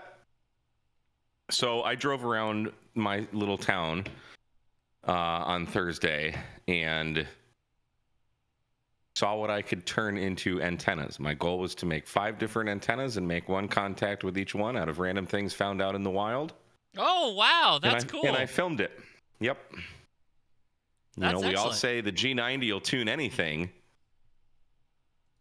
but does that matter? So I just thought that was kind of fitting for the efficiency of antennas. Because I made a lot of inefficient antennas, and yeah, you'll see what happens in the video. Okay, good. Yeah, I actually am very excited to see that. That's right down the Willet antenna path line. I love that. So that's super cool. Here, I'll drop the thumbnail in the Discord. Okay, here we go. We're gonna see it live here. If you're not on Discord, then you won't see some of these crazy images people are dropping. By the way, the Discord link is in the video description, and you don't have to be on voice. It's fine. You can just be a part of the. Oh. Ha-ha! Interesting. I like it. Oh, that's gonna just be one. Yeah. Yeah. Excellent. Because the wheels are isolated. I don't know. Man, that takes me way back. We had talked about that on a live stream, where if you add more carts, you're adding, like, you could go down the bands. If you add enough carts, that's a linked. I don't know about that. There's actually a coating on the metal of that. It's like galvanized or something. Yeah, something. So I don't know if it's. I didn't have a crap. I do have a meter in my car. I could have checked for continuity there and tried it a different way. Right. Yep, I keep a meter in my car always. I totally forgot about it. That's funny, dude. Oh man. And then I have a video about APRS coming as well. So the big thing to keep in mind when it comes to a guideline for choosing an antenna is what space do you have, right? I could tell everybody, hey, just go set up a full band, full wave loop antenna. Full wave loop antenna. That's the best antenna, right? I could tell you that, but then you come back and tell me, oh, I live in a small suburb lot like I do, where you can't really do a full wave loop antenna. Oh, okay. So what then? Well, you could look at verticals, right? Vertical antennas, like we already mentioned, the DX Commander, fantastic antenna. In fact, I'll pull up the website here in a second. But that's like basically a vertical dipole, that's what is most referenced. But it's got a lot of radial wires underneath it. And yeah, sure, your grass eventually grows up over the wires, and it's fine. But if you got kids like I do, they'll be ranching around with your wires and bring the whole damn thing down. That's a reasonable issue that you just don't want to deal with. So vertical may not be for you. So then you're like, okay, well, all these kids out here talking about the end-fed half-wave, it's the newest, greatest thing. They've been around forever, but an end-fed half-wave is just a really long wire, and you put that up on a tree. You know, do you have a tree? Oh, I don't have a tree. Okay, well then what do I do? You know, then I got to go back to a mast. It comes down to a discussion of like what your property and your space will accommodate. And that's the biggest thing when the guideline is an infinite amount of options, almost, not truly, but there's so many antenna options that exist. The question becomes, what would work in the space you have, right? That's the biggest, that's the biggest thing. Josh, you got to remember, Mike is working with Callum to bring out the latest and greatest, best antenna ever. Sure, the DX Commander Explorer. Exploder? Gonna be a hit. The Exploder? Did you not watch Mike's video? I did not watch it. Oh, okay. So joke went right up over your head, but yeah. You should. It's a funny video. You should watch it. I will do it after we're done here. Because everybody's gone. I'm on my own, so we're just hanging out. I don't know where anybody is in my house. My family is gone. They've abandoned me. So that means I can just play radio and hang out with you guys. So let's see. I think we got through. Yeah, we got through all the YouTube questions. Anybody on the Discord side that wants to ask a question? Go ahead. It's kind of a question, maybe a new video option for you. There's been a lot of talk with the set where they're doing the Aries practice. Yeah. You saw that on Ham Nation? Yeah, and a lot of people have been they're wanting to do a parallel with Meshtastic and ATAK, and there's been a lot of talk about ATAK getting set up for emergency response and stuff, but nobody's done a video on the new features of ATAK since like 2 years ago, so it might be a new video option for you to play with. Yeah, okay. You roboted a little bit at the end there, but I think I heard most of that. There are always new features in Meshtastic, which is, amazing. We love that. And the set, simulated emergency, I think, training or something along those lines. I don't remember what the T is exactly. But Amanda talked about it on the most recent Ham Nation episode. And it's a really cool thing that the ARRL is doing, is they're kind of laying out guidelines for how you would set up for an emergency. And I want to be really clear. This is different from like personal preparedness radio, like you might see some other people do videos on. This is straight up like if you're working with a group, like an Aries group or a Races group or something along those lines, which can be different, right? Oh, there's so many people. Yeah, Jamscan, perfect comment. I love it. I'll bring that up in a second. But the involvement of Meshtastic actually does have value, I think, in that space, right? Particularly if you just had a device with any of your nodes. Like if you think of a person with an amateur radio as like a node, and you had all these distributed nodes, well, the Meshtastic capability of keeping them connected, at least in terms of like positioning and stuff like that, is almost like a step up above APRS because of how simple it is. It's just, I got this thing, and it's either signaling or it's not signaling. It's not that big a deal, and it's innocuous to me. That's one of the big things I think that's like really, really cool about what they're all doing. Well, I don't know. What feature are you talking about? A lot of the first responders are testing ATAK, so they can drop points where they want different groups to go, and they can monitor each group's movements. Mm-hmm. But nobody's done a video recently on the new features of ATAK with Meshtastic, so everybody's struggling getting it set up. Okay, I see where you're going. Yeah, because the problem with ATAK is you can load like a plot to somebody else. You can send waypoints and stuff like that. The problem is that they generally are static. And that's one of the things I don't like about ATAK is, yeah, you can have some guy jerking around and putting an arrow somewhere over here. It's like, yeah, look out for that. It's like, well, okay, well, what is that? But it's really nice if you have like, it's almost like a chessboard where people are moving around and we're just getting the status from them. That's what I want ATAK to be, and I know that's how it's used in the actual field with the military and whatnot. So getting closer to that with like Meshtastic is exactly what I want. that's the new updates. They've been updating and updating it, and the new ones where you can see everybody on the map, and everybody can update points on the map and give them icons and move them around as things move. Now we're talking. That's okay. That's okay. I will look into that. That's definitely in my wheelhouse. So I appreciate you you mentioning that.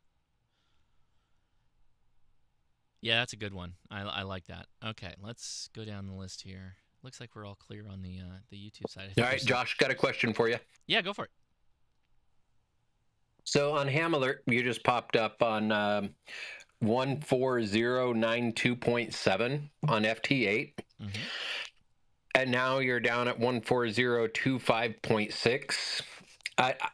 I thought that 74 was like the mainstream. Are there like side channels for FT8 happening now? No, I'm on 74. I'm on 14.074. Sometimes you'll get occasional weirdness in Ham Alert and the things that are doing scraping or how people are hearing me. I don't know that that's all the same, but no, I'm transmitting on 14.074. Okay, great. Thanks. I'm not an FT8 guy, but I mean, I've got it running, but I was like, I've got like a RTTY or something going in the background here, so on that frequency. So I was like, that's kind of weird. Anyway, yeah, thanks. Appreciate it. There's a lot of RIDI going on right now.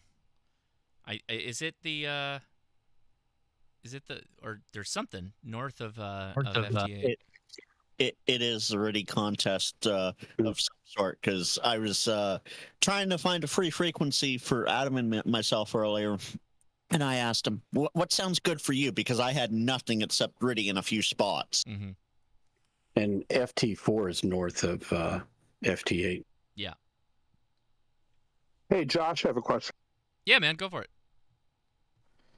So I need to put up a compromised antenna due to space restraints.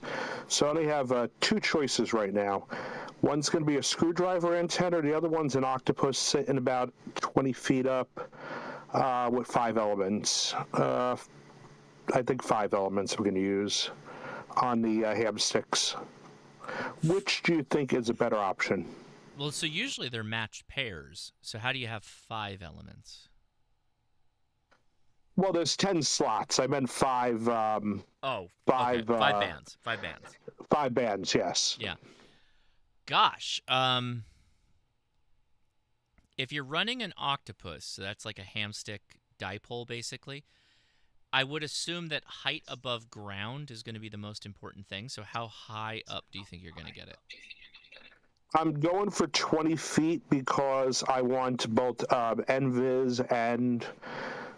well, as far as I could get out, but obviously I need a little bit of both.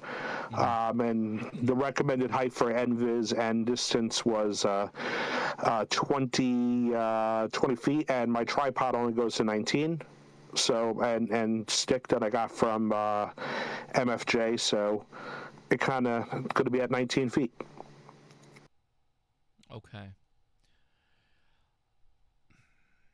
It's a tough question because probably at the end of the day, the vertical might do better for you if you're only going 19 feet up. Because if you're looking for DX, I guess that's the question is, what are you trying to do?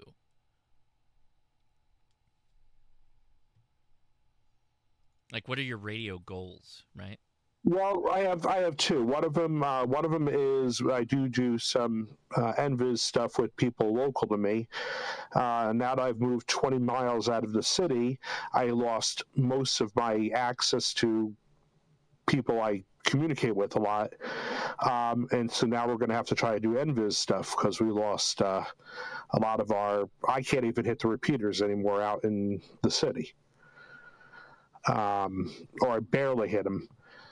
So we like to try to do non-repeater work and stuff. It's just kind of like, for emergency stuff, we don't want to try to do, repeater stuff.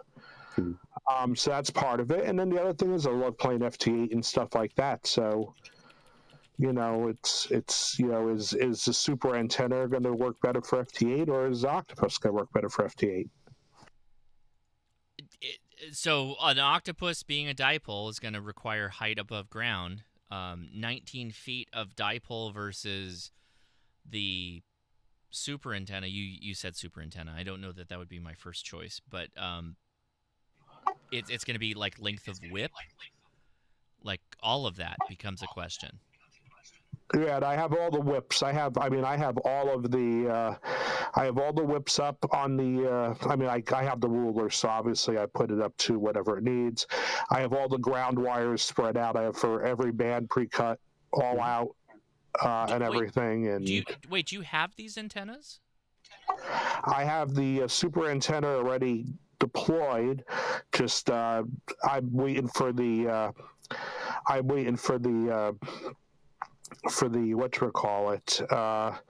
wire to go between the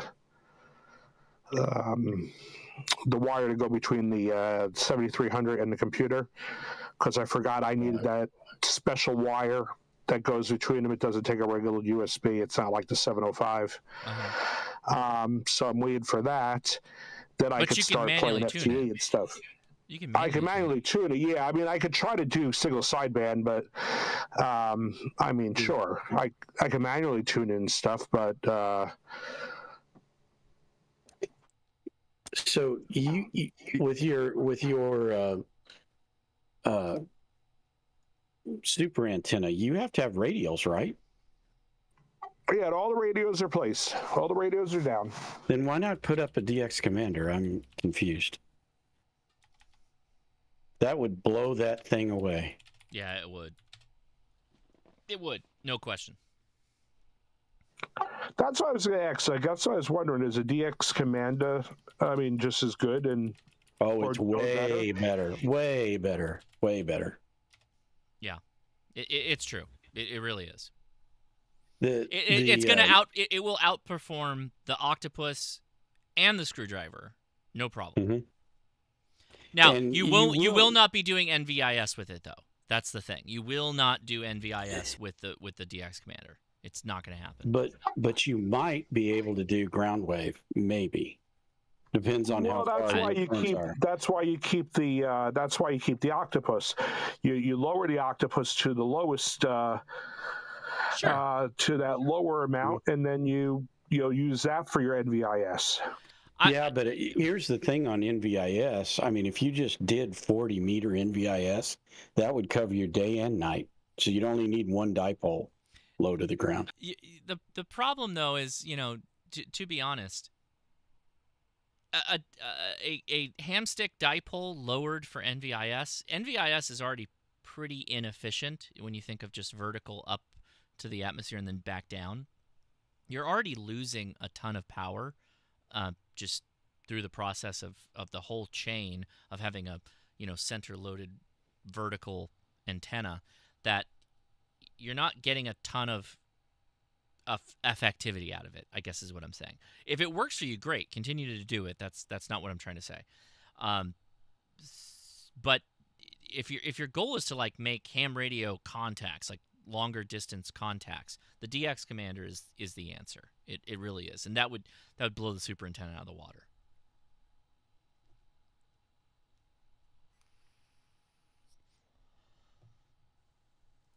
Oh, we lost. Do you have room to just run a 40 meter NFED or dipole anywhere? I don't. Rope size. Wire size. I probably only could go maybe 80 feet, if that. Oh God! Just need 65. Yeah, you got all kinds of room. Yeah, you're good. You're good. Oh, I could probably do it. Yeah, I could do maybe a dipole then if I only needed 65. Throw a DX commander up for all your, everything that's not NVIS, and your long comms. Throw an NFED half wave or a dipole up for 40. There you go. My NFED's only probably 30 feet up. Shoot, I was getting all kinds of NVIS the other day with an NFED at the park, or last weekend there was a Texas QSO party. Mm-hmm. I got all kinds of Texas stations on 40 meters. And I worked Mike on NVIS. Yeah, yep, we did. I was getting all the way down like Galveston, Dallas, Waco, And I never hear Texas, although I'm never on 40 meters either, but I was out really early when 40 meters was still open. But anyway. All right, wait, go, tell me again now what antenna and about what height. So I was portable. I was using a PAC-10 end-fed half-wave. The feed point was probably, I don't know, 6 feet in the air, and then it was ran as a sloper up 33 feet with one of my carbon fiber masts. So, but if you can run it horizontal, run it horizontal. If you can run it as a sloper, run it as a sloper. I mean, it's still low to the ground. Yeah. Now I talked to, in the same QSO party, I talked to Prep Ham Paul, and he is about 80 miles away from me, and I was running a DX Commander, and so was he, and we were able to work each other. Oh, that's cool. On 40, yeah. But I guess the NVIS question, right, is just get the longest amount of wire you can in antenna shape, right, and then you want to lower it, keep it a little bit lower. Mm-hmm. And that's not going to affect something like a DX Commander. That's a separate antenna setup. Yep. And DX Commander you can get at DX Engineering. Yeah. Awesome. Thanks, guys. Yeah, snow cones. Is that the Alley Cat case that you printed? If so, yes, that's exactly the case I use. Those are fantastic for the LilyGo T-Deck. Mm-hmm. Wait, T-Deck? Is that right? Yeah, I think so. Yeah. Yeah, I've got a T-Deck. I've got the 2 of the Garth, and then I just bought a new one from a repeater from TO. Oh, cool. Yeah. And I'm going to put the repeater up about 20 feet up next to my house. And then I'm still not, even with the new Garth with the bigger solar panel, and I've got it in full sun, and it's still not keeping up with it. Really? With the rack wireless too? Yeah, man, it's the rack. Yeah, and what I wish that rack, or I don't care who it is, but if they're gonna like put a board on there to pull solar in, mm-hmm. at least put in some kind of sensor in there and let us pull that telemetry data from the solar panel. You know, oh, I mean, yeah. it's, geez. Yeah, it's a lot of unknown, right, until it stops working on you. Right. Like, oh, it's dead. Yeah, and sometimes I'm wondering, okay, look, is a solar panel even, like, is it really even getting, to the battery and, all of this stuff? So, and the one that TO is sending me is built differently than Garth builds his. Okay. And he said that he's had good luck because the solar panel in that one connects directly to the board. Mm-hmm. On Garth's, there's some buffalo board underneath it. Yeah. And I don't know anything about that. Yeah, this is directly to the rack. I'm having trouble with mine on that solar panel. It's not seeming to be doing much of anything right now. So I've got to go in and take the whole thing apart. There's no over voltage protection on those rack boards, and they're only designed for 5 volts, I believe, input. Yeah, and a lot of those USB solar panels and things like that can put up as much as 7 volts. I've got a couple of nodes up here in Oregon that are running off of $13 solar panels using whiz blocks and 25 to 30% channel utilization throughout most of the day, and they're staying charged just fine. So there's something definitely fishy going on with what you got going. Yeah, I'm in Oregon. I don't have direct sunshine all day long. So yeah, in Texas, I mean, we get beat down with it. But the thing is that he is not using the rack board. He's using a board underneath it that has the battery on it, and he hooks the battery to the board, but there's that board underneath it that has the solar and the battery, and that's what's doing the charging. So I don't know, and like I said, I've never heard of that Buffalo board. I don't know where he gets it, mm-hmm. but There's no, and again, there's no sensors on those boards for the solar input, but the one that TO has is using a USB solar panel that was correctly sized for the rack board, and it goes directly into the rack board. I'll have to talk to him about that. Comment? Yeah, go ahead, comment. Yank it out and put a rack board in it. I have a rack board. No, so a rack board's like a whole system, right? They have ancillary boards and stuff you can add. Yeah, the rack wireless. I think it's the 4631. Yeah, that's what's in the box. So it has that board in it, but for the charge underneath controller.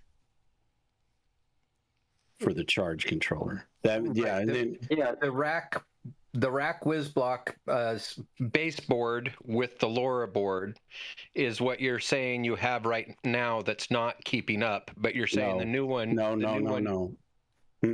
No, it is one of those boards, yes. But underneath that board, there's a second board, and it has the moniker on it, Buffalo. And he has a 13650 battery holder on it, and that's where he connects the solar panel to charge that 13650 or 18650. Sorry. So it is not. Well, it is not the rack. The solar panel might be discharging the battery then if the solar controller's not working right. Yeah, exactly. No, and again, no input, no data that we can pull out of that to check that out. Well, then just hook the solar panel to the WizBlock board because it has a solar control. But just like Nick said, it has to be exactly right to hook it up. It has to be the right voltage. I don't know what that voltage is coming from the one that's connected to the Buffalo. And the one I bought from TO is connected that way. Okay. I have to look into it. I'm not ready to re-tackle my repeater setup, but it's on my list. Yeah, I've got mine actually, the one that Garth sent me. I have it set up as another node because I want to push it way out at the back of my property. Right on. Cool. All right. Let's see. Let me go back to the chat here.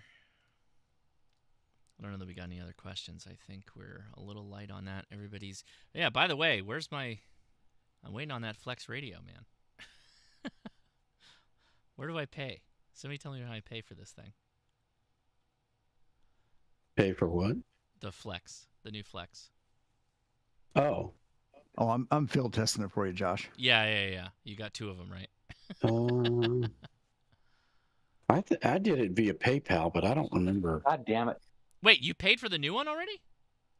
No, I don't need a new one. I got the old one. Oh, it's perfectly okay. fine. No, they haven't sent out the link to pay yet. I still have the deposit. Oh, yeah, okay. That's what I'm saying. I haven't got notified about like when do we all paid? You know, that's the question. Now Mike had his hands on one. Well, he's got one, right? That's what he was saying.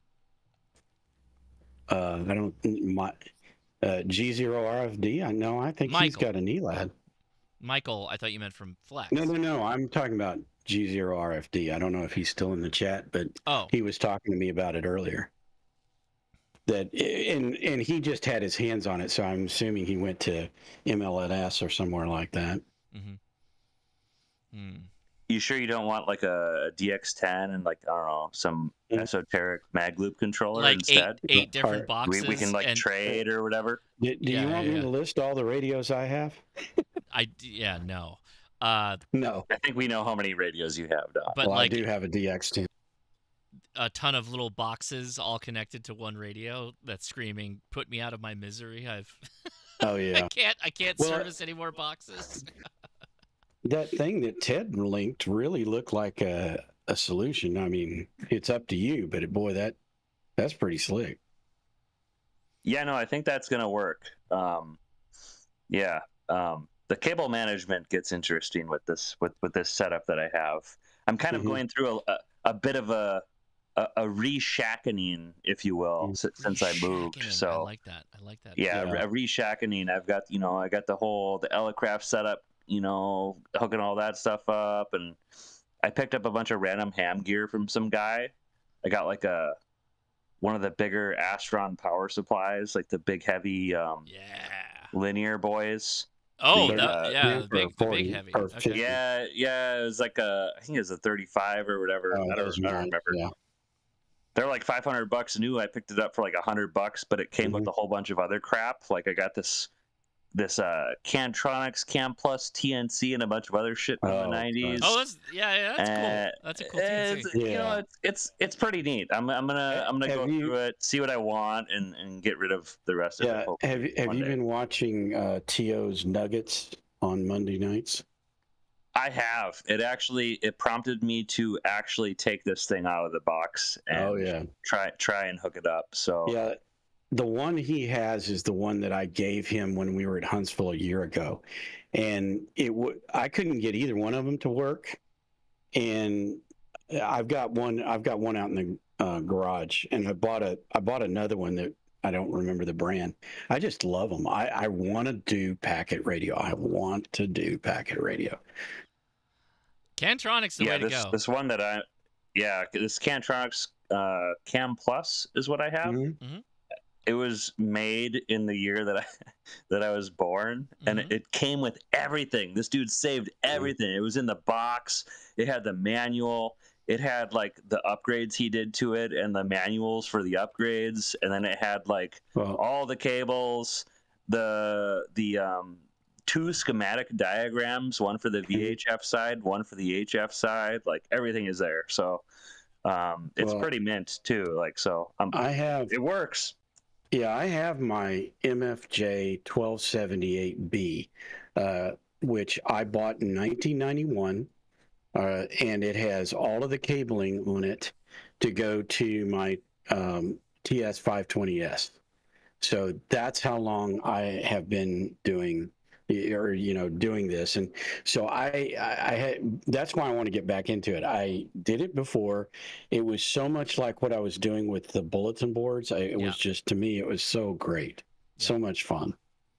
And there's something about like doing stuff via hardware. I don't know what it is. I'm more of a hardware guy than a software guy. Like I probably understand more about electronics than I do programming. So like I kind of tend to go towards those routes, but I'm up for learning everything, as this hobby has taught me to learn everything, apparently. So I go down all the rabbit holes. Is your KPC3 the Plus model that has the USB on it? So it's not the KPC3, it's the Cam Plus. It's old school. This is like 1992 to 1996, I think, is when it was big. Yeah. The but KPC3. I had to buy. I bought like the little. I bought I bought a 25-pin serial port to USB adapter. Oh, okay. Yes. See, I still have all of mine. My 25-pin, the 9-pin, I've got null modems, what you name it. I have all of the cables. That's one of the things I just never threw away, because even to this day, I need those cables. Yeah. And so I have never, ever gotten rid of those. But now with the USB everything, I'm not going to talk about that, but I've got this stupid that mini PC that I bought, I think I showed it to you, right? Yeah. That has 6 serial ports on it, real 9-pin serial ports on it. Oh yeah, you sent me that thing. I'm all like, of my TNCs up to that. Who needs all these serial ports? Don does. Don's the one who needs all these serial ports. By the way, if you want to get into packet, the KP3, the KPC3 Plus has the USB on the back. Much easier to use. So much easier to use. After playing around with old packet stuff, this is like a godsend. It's so much easier. Grayman, were you going to say something? Go ahead. I was just saying, I don't know about Don. My thing even came with the old school. this is honestly before my time. I don't even know what was before a 3.5-inch floppy, but it was like a 5 and a something inch floppy. 5 1/4. Yeah, 5 and a quarter. And 8 It inch. came with 8 inch. two of those with the original software still in the box, like almost not even used. So it came with all that stuff. Yeah, I still got some 5 1/4 inch drives around here too. I've dabbled with the idea of like creating a retro shack type thing where I have like a boat anchor, and the boat anchor is like connected to like some like Macintosh or something like old school. And I've just got everything is old. I've got like an IBM keyboard, like the Model M, and yeah, I don't know. Well, maybe one day. Champ, you know who you want to talk to? You want to talk to Ham Till It Hurts, Scott. He is all about the old school and the packet, and he's helped me quite a bit with packet radio. That's the guy you want to talk to. Yeah, I think I've seen a few of his videos. Pretty good stuff. You need the anything with wood grain PCs, wood grain everything. That's what you want. Wood grain cabinetry for everything. You guys are making my eye twitch. Dude, I don't know. So I mean, the one thing I can say about serial, like a proper serial port, is if it's not right, you just make another cable. Just solder up another cable, and that's like all it is usually. It's not a great time, right? It's not like the great time, but you know if you did it right, it works. And then that's the cable, and then that's it. It lives with that thing forever. DB9 connectors and all that stuff are cheap as they're cheap as dirt. Just wire it up however you want, and then that's good enough. Like that was always the way I looked at it. Yeah, T.O. spent, I don't know, like 45 minutes or more in the thing trying to get it to respond. And then he hooked up a null modem to it, and boom, it started working. Really? Oh, yeah. Don, do I even want to know how much that pic that you just posted cost? Not much, $200. That's it. Oh, that's not bad. Okay. What did you? Oh, I posted a pic of that thing with the 6 serial ports on it. Oh yeah, look at that. That should come with every Yaesu radio, I think. I think so. Just the back. That's the back of the Yaesu radio in the future. Yeah, everybody talks about. Yeah, everybody's so hung up on HDMI ports. Why can't we get them to get rid of the stereo or the USB ports and put damn Ethernet on them? I'm telling you what, Don, that's the thing that drove me away from this thing is it only has like one HDMI port, and then I saw next to it it's like VGA. Like, what are we doing? Oh, here? Hell yeah! What are we doing out here? Like, this is crazy. Don's probably got 7 VGA monitors laying around. Oh yeah. CRTs, big ass CRTs. Yeah, supposedly that's being sold as a firewall. I don't understand how that's a firewall or what. Doesn't make any sense to me. Some Amazon BS. How would VGA work? Yeah, VGA is old as dirt. That is an old connector. That's not even super VGA. DVI was like, whoa, remember DVI with your CRT? Or like, oh, all the colors blasted me in the face. Like, freaking VGA, man. Crazy. I still have computers with LPT ports. I mean, to be fair, I do understand. Like, to be fair, I do understand why a lot of these radio manufacturers. Yeah, to be fair. To be fair, I understand why. I understand why a lot of these radio manufacturers are using that. Like, they probably got them for cheap, and like, how many ham radio operators are there actually? You know, they got to make a profit off these radios in order to continue to put money into R&D. You know, and to actually like make a profit and stay alive instead of just like go out of business like so many do. So like I appreciate like whatever the hell, and even if it is some weird connector and stuff, like we're ham radio operators, like we should be able to make it work, right? So like it's part of the fun. Let's talk about that for a second. So one does not simply throw a display port in their radio or HDMI. There's fees that are associated to that, right? They don't just do it. And there's cost of hardware and all that other stuff. So yeah, if they've got a boatload of DVI or whatever, or they don't have to pay anybody anything to use the technology because it's so old that nobody cares anymore, then that's what they're going to do. That's this game we're playing with amateur radio. Like USB-C, right, is a gateway to a lot of options. So far as they just let us explore them. That's one of the big things that I'm like, yes, USB-C, go. We want that. But there's so many standards out there that it makes your eyes water.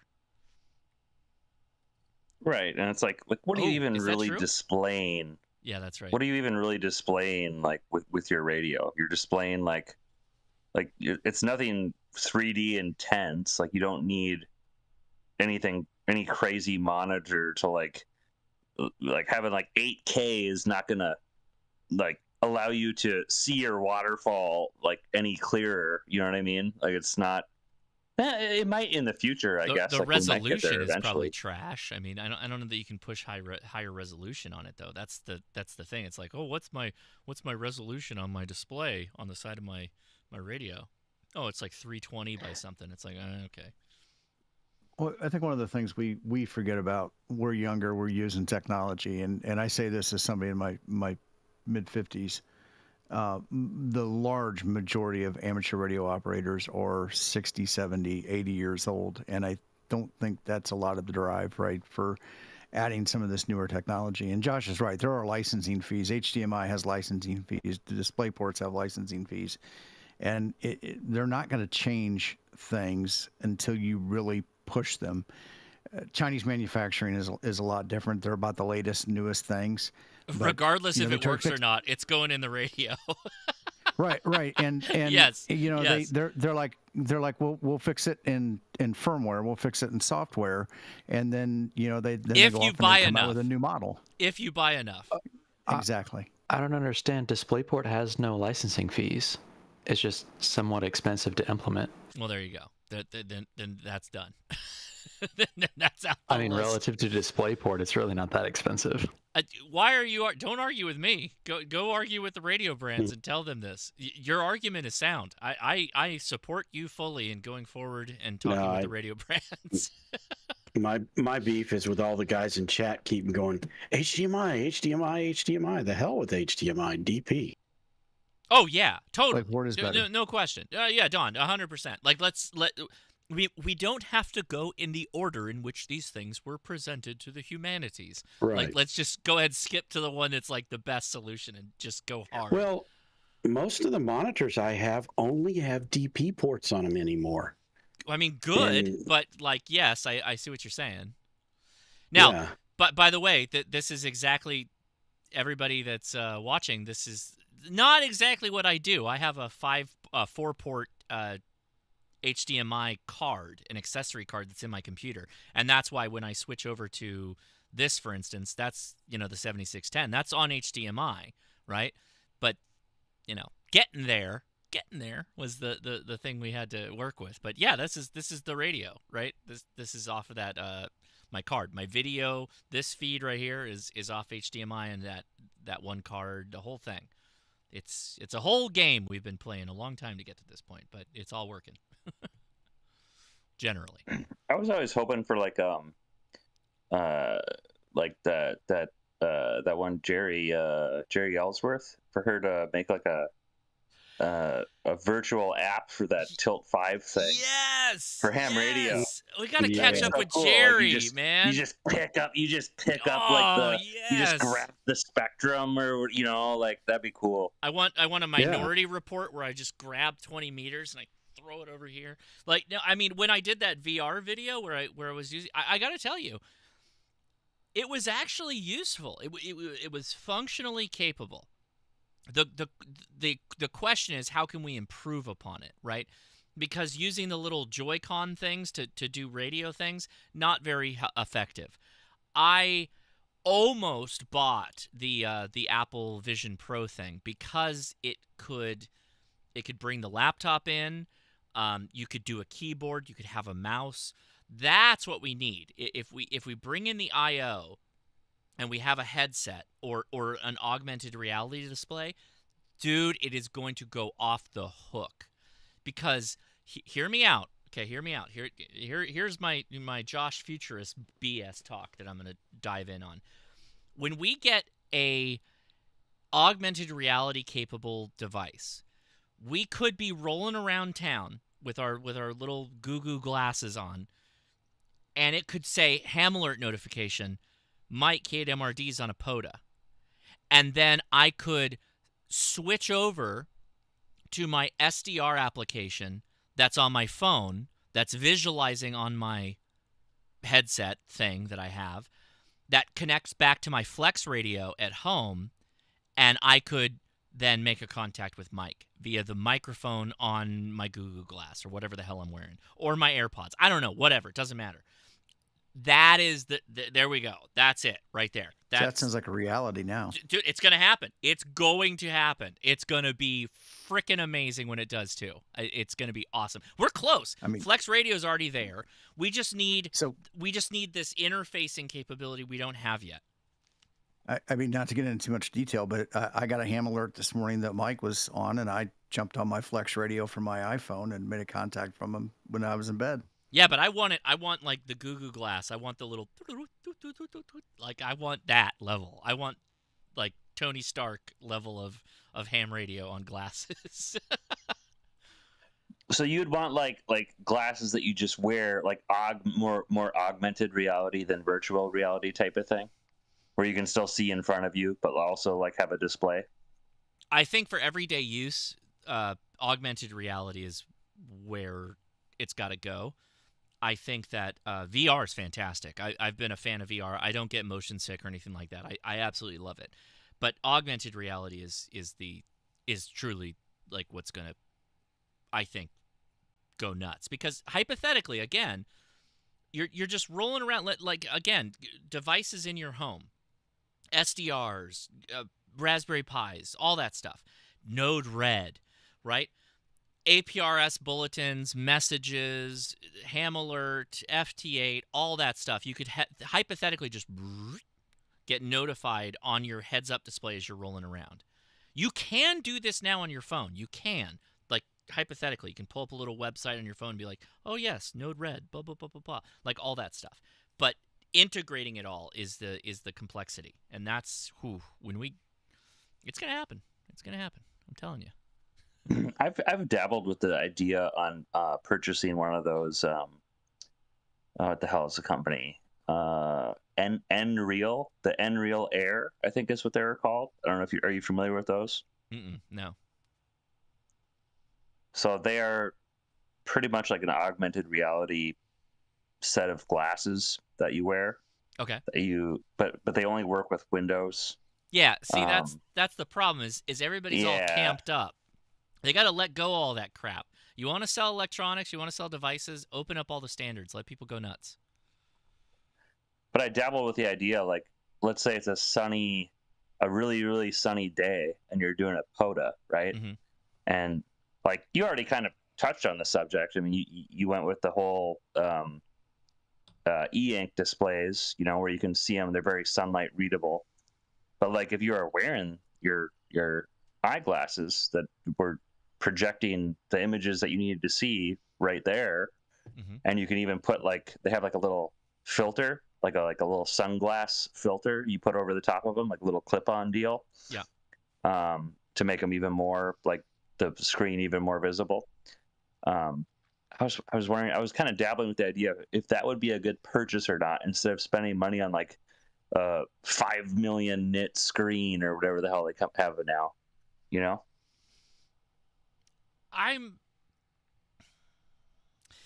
I like VR for like immersion gameplay. Like I really liked the Left 4 Dead zombie game that you played on the MetaQuest, all that stuff. Dude, Zach Freeman is my dude.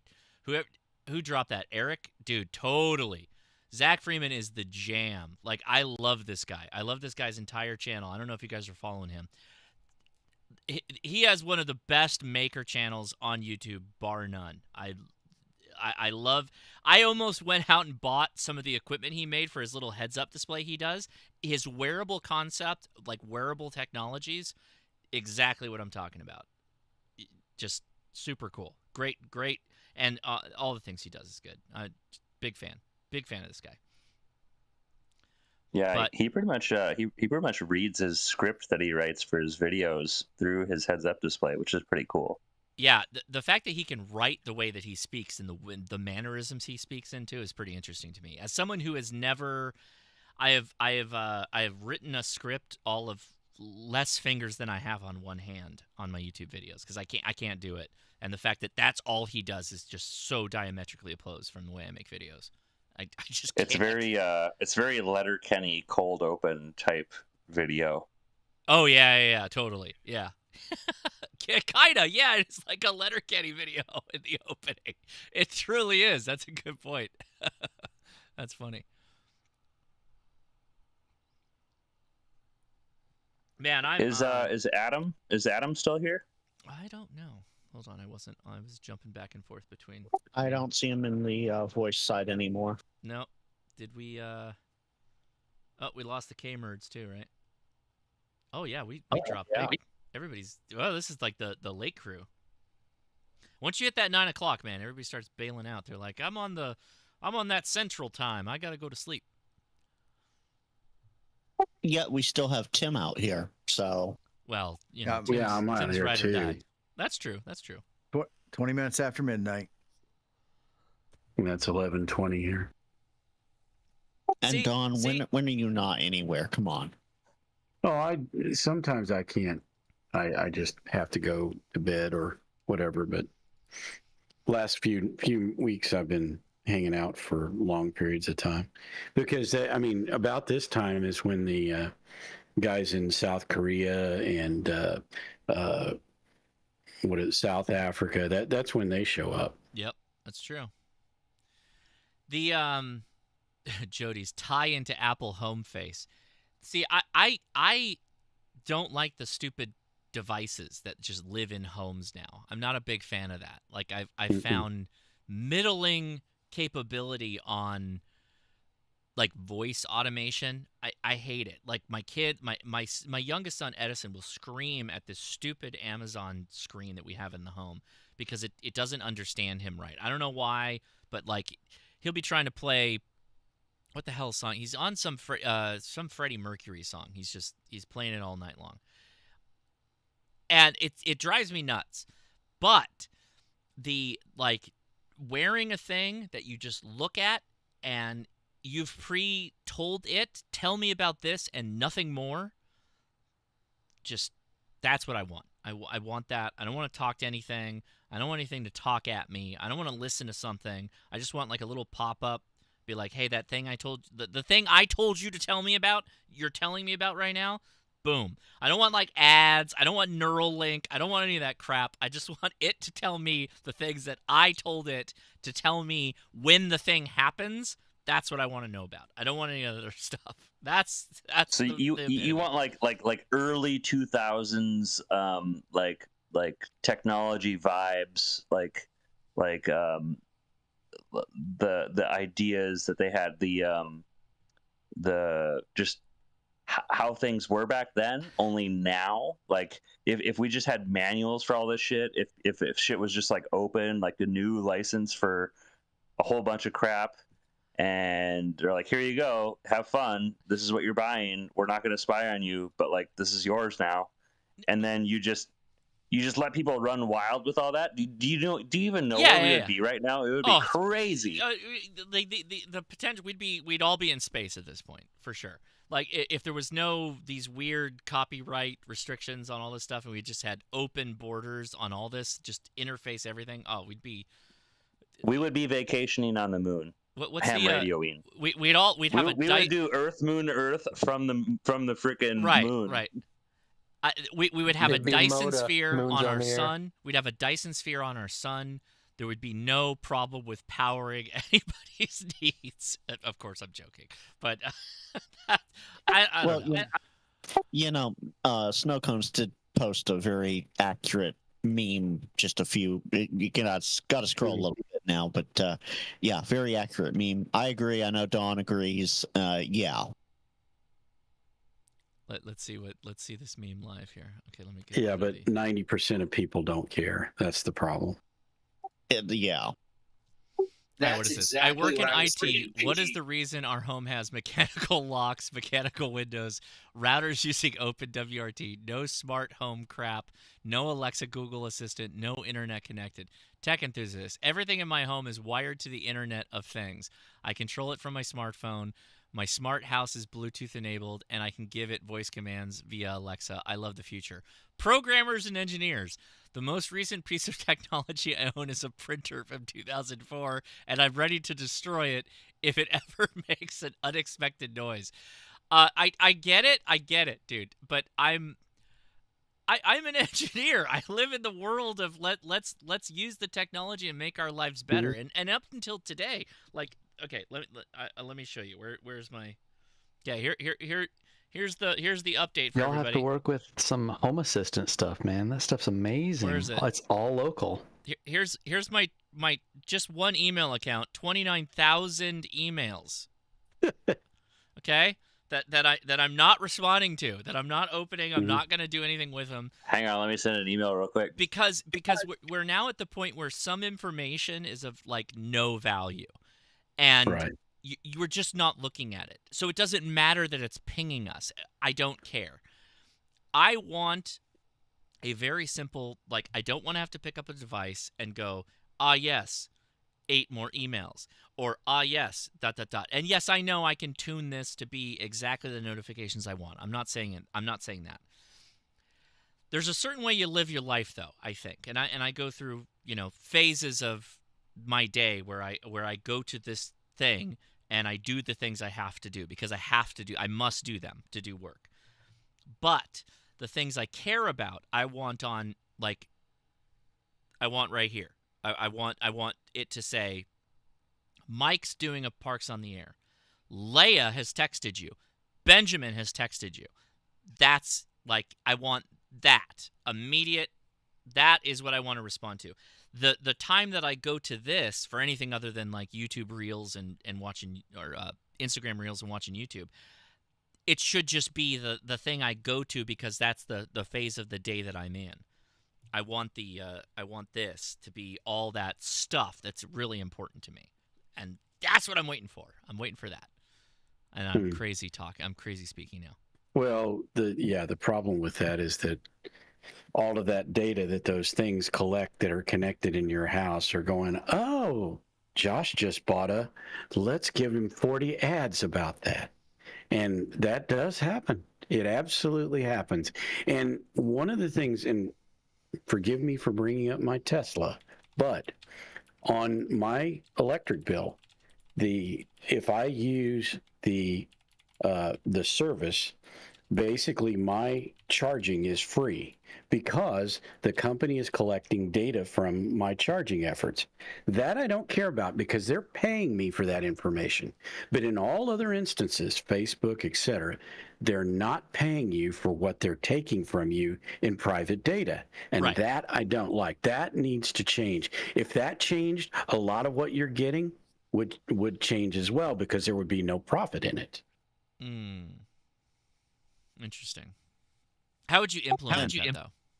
That's the problem. And Don, the only way to implement it is via the federal government, unfortunately.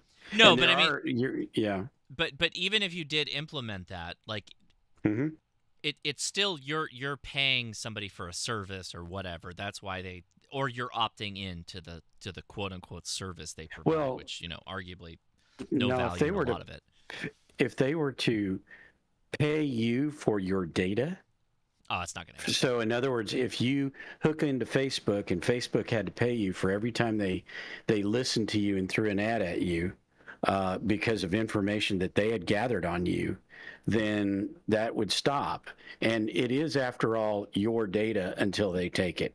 And they now have, I mean, essentially when you sign up for these services in the terms of service, they're basically telling you lose all rights to your data and nobody pays any attention to it.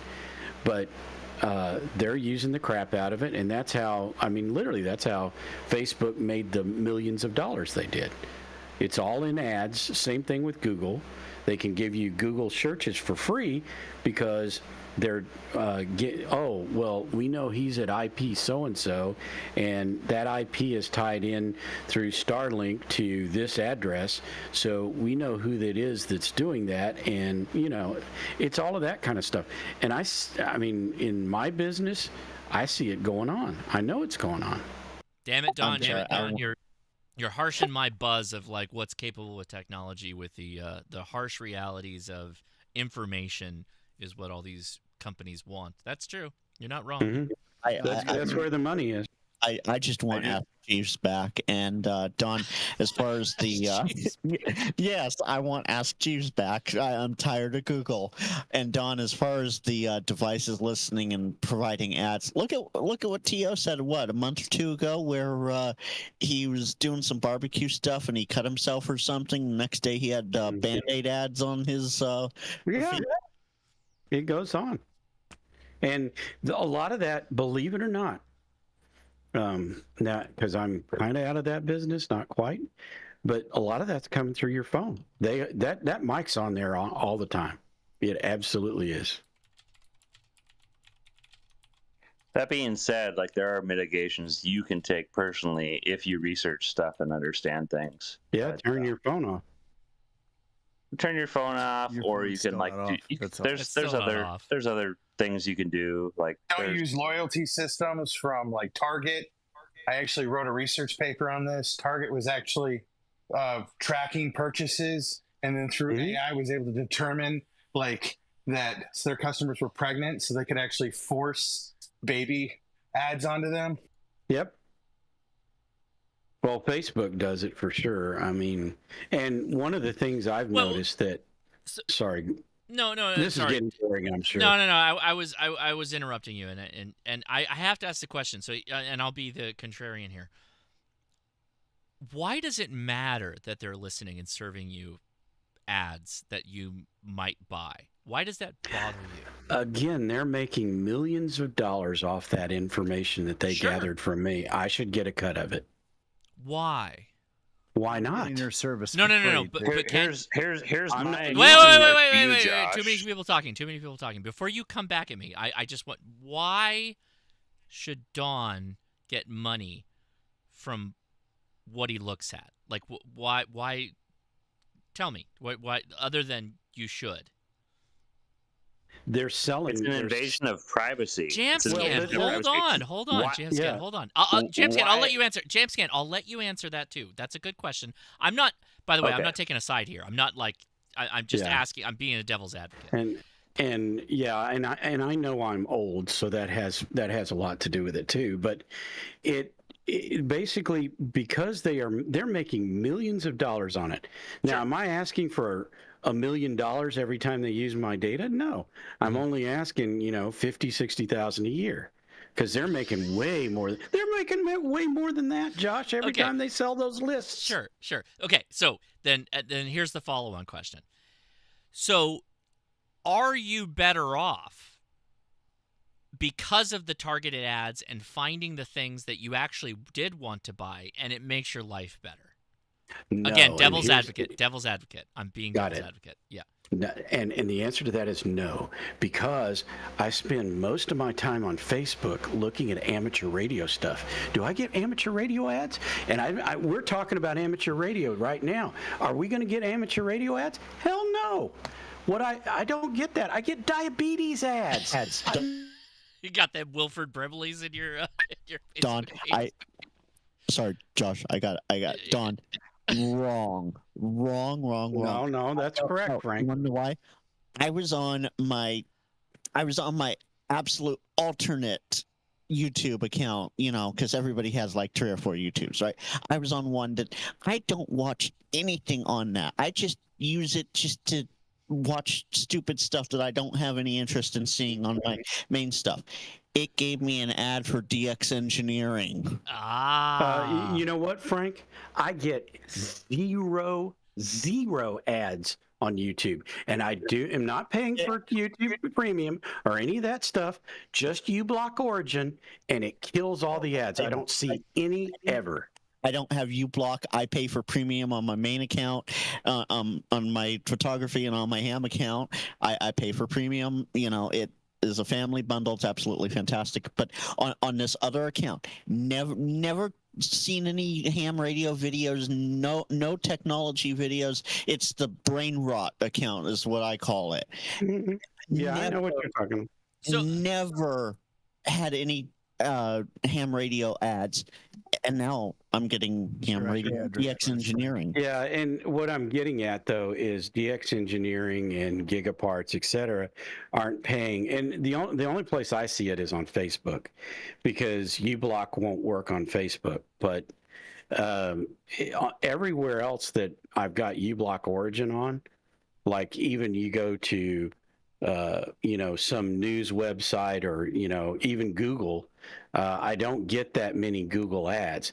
But the deal is, and again, because of uBlock Origin, but when you go to Facebook on my tablet, then I do, and I run Pi-hole here, but Pi-hole will not get YouTube, so I only watch YouTube on my computers where I have uBlock Origin. I will never do it on my phone, and I don't do it on my tablet for the reason that there's 1,000 ads on there. No, thank you. Hey, and I don't have to watch them.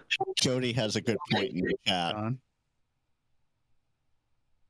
Don, if you go to m.youtube.com on your mobile phone through Chrome, you won't get ads.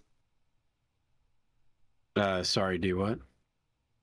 If you go to the web address m.youtube.com on your mobile phone through Chrome or whatever you use for your browser, you won't get ads. Yeah, but here's the thing, Tim, to be honest with you, I can't read things on the phone anyway, and I really don't watch videos on it. It's just, it's too much eye strain. So but sorry. I gotta bring it up. I gotta bring it back for a second. So sure. I think that you being served ads, and by everybody I mean you watching whatever, that is reality. You're going to get served ads. And I look at things like Instagram Reels and be like, take your best shot. If you want to serve me an ad and maybe it works. By the way, they've got me I'd say about that many times that they've hit me with an ad. I'm like, oh, okay. And I did buy it, like a shirt, like a nice, like a shirt that I can wear at work. I was like, oh, yeah, and I did, and I bought it, and I liked it. The reality is that the ads will not decrease unless you do something like Don did, where you add a Pi-hole or whatever, and you stop all that. But any of these services is real easy to add. Right. Go ahead. Yeah, but I guess what I'm trying to say is that if you do what Don does, and you're not going to get the ads at all. That's the point. But if you are on these services, you're going to get served ads. That's just a factor of it. And if they try and make the ads better for you, I'm not going to say you're going to buy it, but at the same time, you're going to get served them anyway. And so take your best crack at it. That's the way I look at it. With that said, I will throw to Jamscan. So Jamscan, you're passionate about the point there. So let's hear what you had to say. What's the issue with the ads based on your information? Okay, so there's nothing wrong with ads. Sure. The problem is data collection, because it's an invasion of your privacy. How would you feel if a drone followed you throughout your day-to-day life, including into your own home? Because that's basically what's happening. I mean, it's not like ads before were bad. It's ads make money. That's how businesses are able to provide you services. You need ads to have things like YouTube and stuff. I get that. But why do you have to collect all of my data? Why do you have to see everything that I'm doing? There are so many other, you guys are thinking small potatoes. There's so many other implications that are horrible, regarding this, that are, it just shouldn't be a thing. I mean, if you're able to see, if you're a high up CEO at Google, and you're able to see different information, I mean, based on people's IP addresses, you don't even need people's IP addresses. You can figure out who that person is just based on the types of things that they search for on the internet. Like, I'm pretty sure NSA has their own Google. Like, well, okay, so this is like getting a little bit of conspiracy theory, but not really, because if you think about it, each person has their own fingerprint, right, on the internet. Like, you go to the certain sites that you go to, and you're able to be fingerprinted based on them because your web browser is collecting all the data on you about that, unless you're doing certain things to mitigate that. So if you're able to, like, essentially have your digital ID be fingerprinted and be tracked online literally everywhere that you go, and there are people that aren't me that are able to gather all this information on literally everybody. If you are one of the higher ups in one of these companies, not only can you cheat the stock market based on information that you know from individuals that you might be able to track their whereabouts of the sites that they're going to and, like, decipher information, you could, do a lot of damage and cause a lot. There's just a lot of implications that, like, nobody should have that kind of power, is what I'm saying. You have interested me with the manipulate the stock market. That's actually a really interesting point. I'm going to come back to that in a second. First, shout out to the super chat from VE5SAR. Ad blocker users should assuage their guilt. 100% true. You should never run an ad blocker when you're watching my videos. But other times, I guess that's fine. No, never. YouTube, I think that's a TOS thing. So, no, you can't ever do that. Okay, JampScan. Let me go back a second. What was it that I was thinking of? Ah, yes, the drone. So in public spaces, you can be recorded. You know that. Everybody knows that. Hopefully everybody knows that. Like, if you're in a public space, you can be recorded. If there was a drone... Can you be recorded in your own home, though? But okay, so on that, the street, yes. you can. But, okay, let's cover that first. Hold on. So outside, you can be surveilled. Like, that's just the reality of it. So then you go home... Your drone analogy of, like, a drone just parked at your window recording you, I don't think that's allowed. I think is fully illegal. That's not My drone analogy then turns into peeping Tom. Yes, exactly. And that's not legal, right? So that's... Real quick, I have a statement on that. Okay. From the street, you can. If you got your windows open, then people can record inside your windows from the street. Interesting. Okay. So to add on to that, from like the sidewalk, though, it has to be like a public space, like a sidewalk or an easement. Yep. Let me clarify on that a little bit. Many people talking. So on the photography side of things, and this is where that gets tricky. Yes. There's the three P's: no expectation of privacy, public area, public presence. Those 3 P's are what you need to legally photograph anyone, anywhere. If you have a reasonable expectation of privacy within your home and you leave the windows open, it's fair game from the sidewalk, from the street. And same goes for everything else, So, yes, a drone could follow you day in and day out on public property. Now, I'm a big fan of, like... One other thing I wanted to mention with JampScan, since I have 30 seconds here, as far as if those living under a rock don't know this, private browsing in your browsers isn't actually private. Right. I think we know that. Yeah. Now, you'd be surprised who doesn't, Josh. I'm a big fan of, like, First Amendment auditor YouTube channels. It's like a guilty pleasure of mine. I love when they go to, like, public spaces and do that whole thing. I absolutely love it. But okay, so you can, like, pop a drone and it's just sitting there, like, it's just in hover mode looking in your window, and you're like, close the drape, and then it moves to the next one. You close that drape, close all your windows, so now they can't look in, right? So then JampScan, your issue is that, like, there are companies who we've bought their equipment, their electronics, and put it in our house, and they're listening to us, right? So I would, and again, this is a devil's advocate, because I will be honest, I don't really care. I don't really care. I see that you're very passionate about this, but at the same time, I don't know why it really matters. I don't get it. So I'm hoping you guys can all explain it to me. But if you're in the service, so if you have Amazon, right, you have an account on Amazon or Facebook or whatever, and they're all meta-ing and Amazon priming together on the little owl that I have in my kid's bedroom, for instance, that's playing Freddie Mercury 24/7. What's the downside of that? I saw the stock angle, but what's the next downside? Like, what's the part I'm not getting? What affects me, and I hope I'm addressing your question, is that they are listening to me and they are getting data that should be covered under HIPAA, pure and simple. And I'm getting now spam calls, right, talking to me about devices that they can give me, which are scams, right, for my medical conditions. They shouldn't have my phone number. They shouldn't know my name. They shouldn't know any of that stuff. I didn't give it to them. My doctor didn't give it to them. The pharmacy didn't get it to them. Where did they get it? Because the only place I've talked about it is in my house. You probably did give it to them, though. You probably did give it to them. Because the fact that we have these things called EULAs, end user license agreements, and we all just agree. Not for anything covered under HIPAA. You can't. We all just click agree to all that stuff. And true. If you have read any of these EULAs recently, they're increasingly intrusive.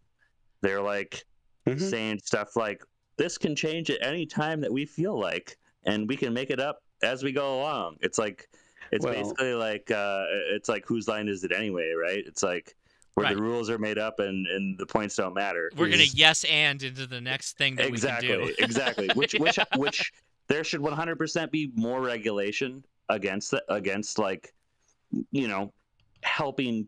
There should be regulation to enable people to have somewhat of a private life online if they so choose, and also still get the services that are like required in a modern 2024 era. See, that's the thing, right? Is there's no freebies ever, right? And so if you're not paying for something, you are the product. I think we all know that in today's world. So while I understand what you're saying, and I think the argument of like better litigate or better laws in place by our government, that a government that actually understood technology. I'm looking at you, the United States government, 100%. At the same time, like I don't know. Yeah, they're listening. At the same time, I don't know that they ride so close together. And the problem I have, and Dawn, much respect to your situation, I don't know that it isn't something that is tangentially connected more to your medical system than it is just the listening of background equipment. Yeah, I don't know, and I don't know that we all know, and we definitely are not provided that information. I think the argument is that we're one tiny number in a vast sea of millions that I think nobody really cares about, and it's all just robots doing robot things that if you don't like it, just ignore it. It's like part of the service that you want. Maybe you don't, and if you don't, get rid of it immediately. Get rid of your phone, get rid of all this other crap and other applications and your little owl that plays Freddie Mercury all the time. Get rid of all of it, and then you're good. I just Shadow Word, you have to say something? You got an open mic. I don't know if that's yeah, yeah, man, go ahead. I work in the intelligence. Oh, here we go.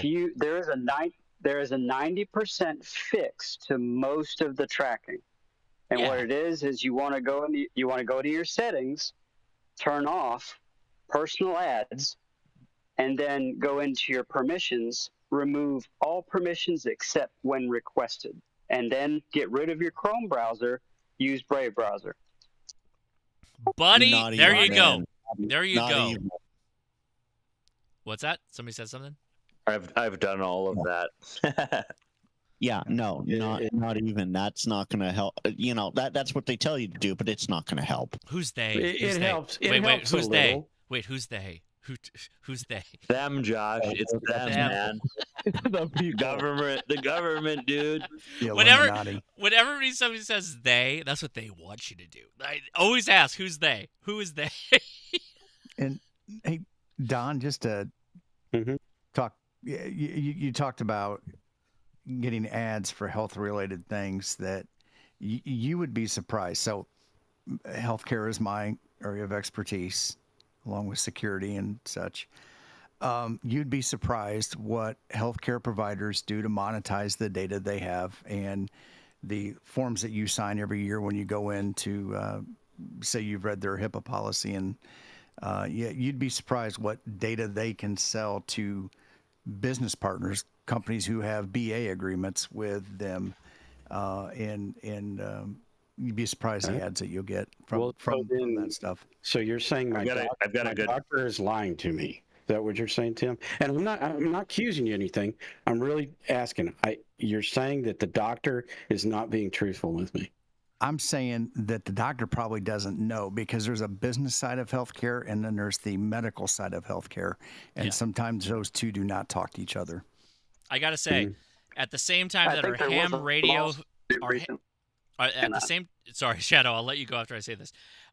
At the same time as our ham radio contingency of viewers is going down, our Art Bell and Coast to Coast AM viewers have gone up precipitously.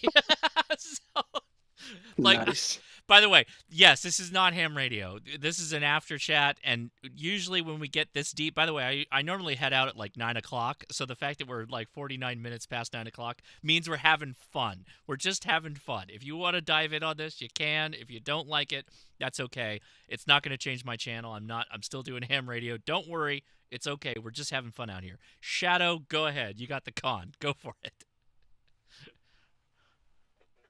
I think there was recently violations just recently that they were selling data. The intelligence has got him. He's been intelligenced. Yeah, whatever he has to say must be really important, because they're not going to let him say it. They are not going to let him say that. They are not going to let him say that. I have a good counter argument to Josh's argument. Okay, I'd love to hear it. Go for it, man. All right, so you say it's not a big deal that they're collecting all this stuff on you. Yeah. But what you're not realizing is that your data is pretty much forever, and governments and like everything like changes over time. Yeah. So let's say that whatever, there could be a whole bunch of circumstances that would indicate that like, oh, this Josh guy, he's a ham radio operator. He's all about the emergency like helping people and all that sort of thing. Let's shut him down. You know what I mean? Like that sort of thing could be a thing based on the data that is already existing, that has been collected. Yeah, but like better. I mean, okay, I can hear what you're saying, but that's like a totalitarian government kind of thing. We're already probably like there was probably already an armed insurrection that was quelled or is actively in progress at that point. In the United States, like that's a level of one must give blood to the tree of liberty. Jody. Like that's what it feels like, right?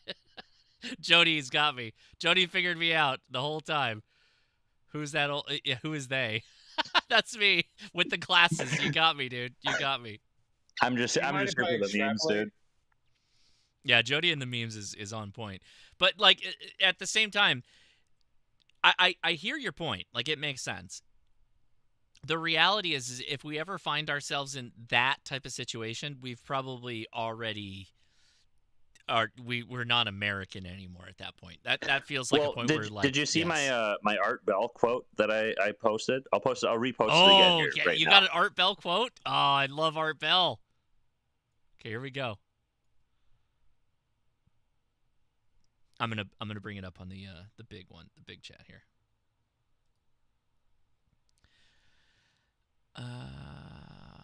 Nope, that's not it. Wait, where is it? There it is. Got it. Okay. It's necessary that we marshal the combined powers of many specific and engineering disciplines together with man's other creative and spiritual, define spiritual for me, please, faculties in an effort to build a decent and meaningful world. Whatever you feel may be, your progress will depend upon your individual imagination. I urge you to give it free rein. That is that is Collins, my bad. That is a very feels good, man. It's a feel good man quote. I don't know what to say.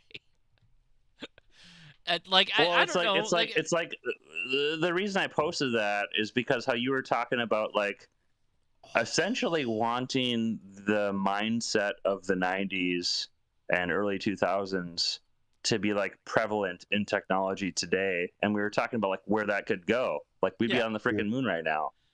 Well, sure, but we'd also have all of our ads still collected by all those people because that's where the value is. Like, that's why they're doing it. I think that one must come from the other. Like, there's no way that someone's going to go out and make a product as ubiquitous as like an iPhone and not have ads in here. Like, they're and listening and all that stuff. Like, I just don't know how you do that in today. I just don't know how. Ham radio, dog. Yeah, and look at how much we pay for that pleasure, right? Someone is getting paid. They got to pay something to pay off all this R&D and all that other crap they do, and that's the way they found to do it. Like, I just don't know how there's any other way to make it happen. So what's just a second, Tim? Radio? Hey, Josh, check your Twitch chat. Okay. How am I supposed to do that? What do you mean? I don't know. I assume the that. Chat. Well, anyway, there's a guy in there. Them. There's a guy in there that says he was. Yeah, no, I saw that. I posted it. Yeah, heck okay. yeah, dude. I saw that. I already brought it in the. Sorry, I'm sorry. Go ahead. Carl in Kansas. Art was my brother-in-law. By the way, one of our favorite amateur radio operators was Art Bell. Art Bell was a prolific amateur radio operator. We love him. I grew up listening to Art Bell on Coast to Coast AM. There will never be a better anchor of that show. In my life, seminal years of my life spent listening to Art Bell. Absolutely love him. And if you want to hear Art Bell's call sign, AM in Paso Robles has his call and does a lot of POTA. Mike now holds Whiskey 6 Oscar Bravo Bravo in honor of Art Bell. Carl in Arkansas. Maybe you get into amateur radio. Maybe we can work out a way to get your brother-in-law's call sign to you. I don't know. It sounds like there's already a ham that has it. That's kind of how it goes. But not Mike has it. It's his vanity. I don't know. He may not want to give it up, but nothing but love to Art Bell and his entire family. I just love the man. Absolutely revolutionized the world of AM radio from my point of view. There are certain call signs that I think we should actually have retired. Oh, like a jersey, retire a jersey. Yeah, absolutely. Like Bob Hiles and. Yeah, I agree. I don't think that's a wrong point. I think that's actually a really good point. So I wanted to. Is there a ham radio Hall of Fame? I mean, not in the like Lakers jersey sense, like I'm thinking about, but there probably should be. Well, like a rock and roll Hall of Fame, you know? I mean, well, Bob Heil is in the Rock and Roll Hall of Fame. I mean, he literally even though he wasn't. He literally is. He wasn't even a musician, but he was a musician, but yeah, as a person that knew electronics and stuff. That's hilarious. Like, what would that look like? That could be actually like a museum. Like, if you had a ham radio Hall of Fame where people like got an example of the thing they made, like Collins, for instance, like that could be a whole wing of a museum. Ham radio Hall of Fame, like that could be cool. That could be cool as hell. I feel like now the VOA probably doesn't have the space for it, but that feels like a VOA thing. Somebody's got to do that. That's actually not a bad idea. I'd visit. Yeah. Hey, Josh, I want to run down a rabbit hole on something real quick, going along with what Don was saying and his medical issues. If I can indulge the group. Go for it. All right, so think about this. We've got hundreds and hundreds and hundreds of amateur radio operators that get out and they talk about their issues on the air, around the world, around the clock. They give call signs, which can be easily looked up and tied back to them. What is stopping skimmers or these Kiwi SDRs and software like Boondock Echo, for example, of listening and categorizing these things and doing the same stuff that our phones and our our house or our owl playing Freddie Mercury songs are doing. It's just doing it over the air, and then all of a sudden, somebody's going to talk about their colonoscopy on the 80-meter net, and then that's a they're HIPAA violation. They're going to get some. Well, they announced it on the 80-meter net over the air. Yeah. So, I mean, for one, they'd have to sit through an 80-meter chat at about like but 11 a Boondock will or do 11 it. p.m. But the Boondock Echo will just sit there and listen to it. If you point it at it, it'll record all of it. That's true. That's a good point, man. That's a good point. And comment. Mark's here. Mark's here. I've already talked to Mark about this. We did slide it on the door. Here we go, Mark. Go for it.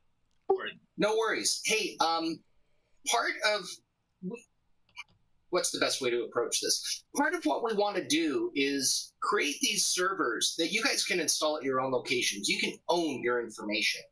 We're built from privacy up, where I don't even have access to all the recordings, and that's by design, right? I don't need them. From a security standpoint, I'm just another hackable interface. So, yeah, we could. Frankly, I'm not interested in all your shit, which is a colonoscopy joke. But you can own it. We are moving further and further towards edge servers every day, to the point where I've got 4 of them in my office right now. So we want you to be able to own your information. Not everybody does, but we do. And Mark, I wasn't implying that Boondock Echo. I'm just saying that AI software like yours could be used to listen to stuff that's captured over the air and look for keywords and things like that, and tie it back to somebody's call sign. Oh my God, yeah, no, but I don't even care, Tim. Just mention Boondock Echo on the stream as many times as you can, good or bad. I don't really care. I just like the exposure. Hey, by the way, Mark, where can we find Boondock Echo at? That's a great question. I heard you ask about Boondock Echo. I wouldn't. I'm just messing with you. Yeah, boondockecho.com. If you're interested, or ping me. Happy to talk to you. Link has been dropped just because.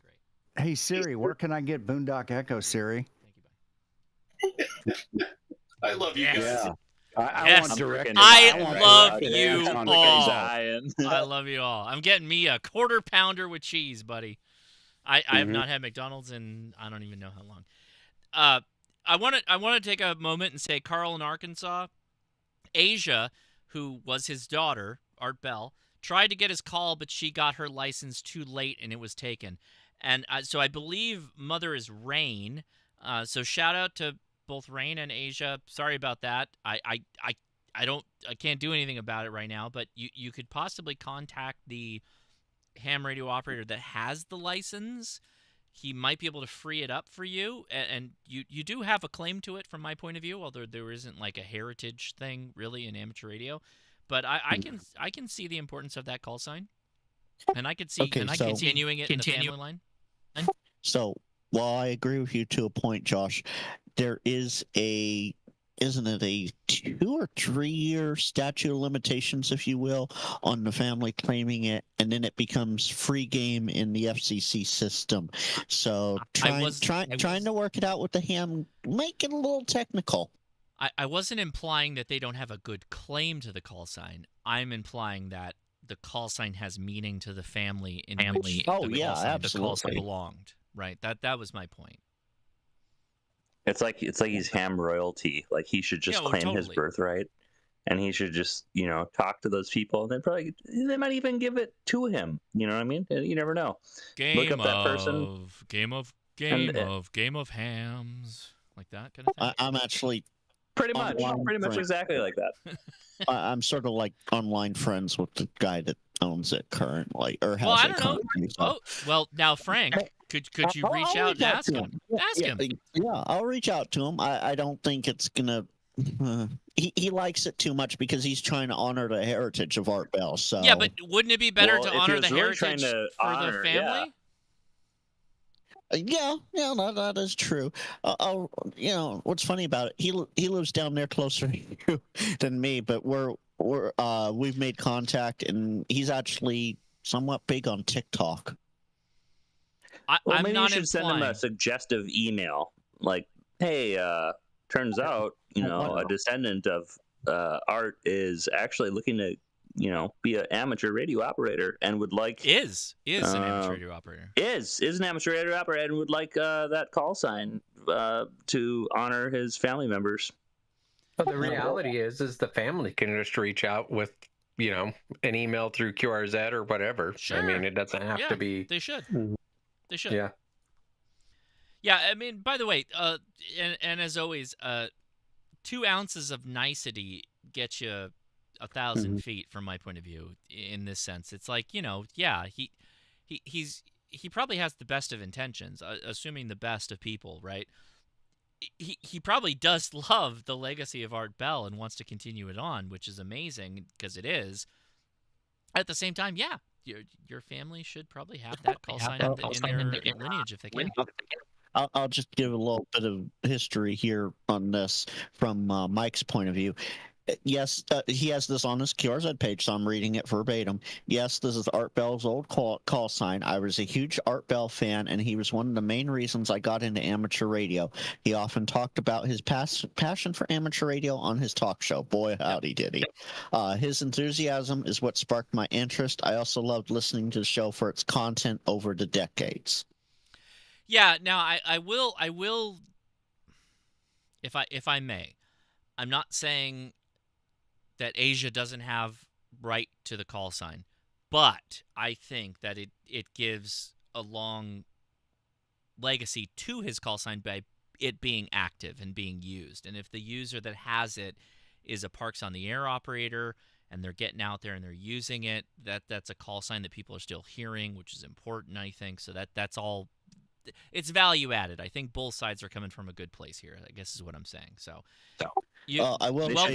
They should have a duel, like to the death or whatever. That is not what I meant at all. That is not what I meant. Next week on the podcast, Salty. It's only honorable. Hog Wild. Oh my gosh, I don't even know what my wife would do if somebody like snaked my call sign and it didn't go to my kid or anything like that. That would be insane. You guys would be dealing with the wrath of Leia if that happened. That would be wild. Josh, I will say this.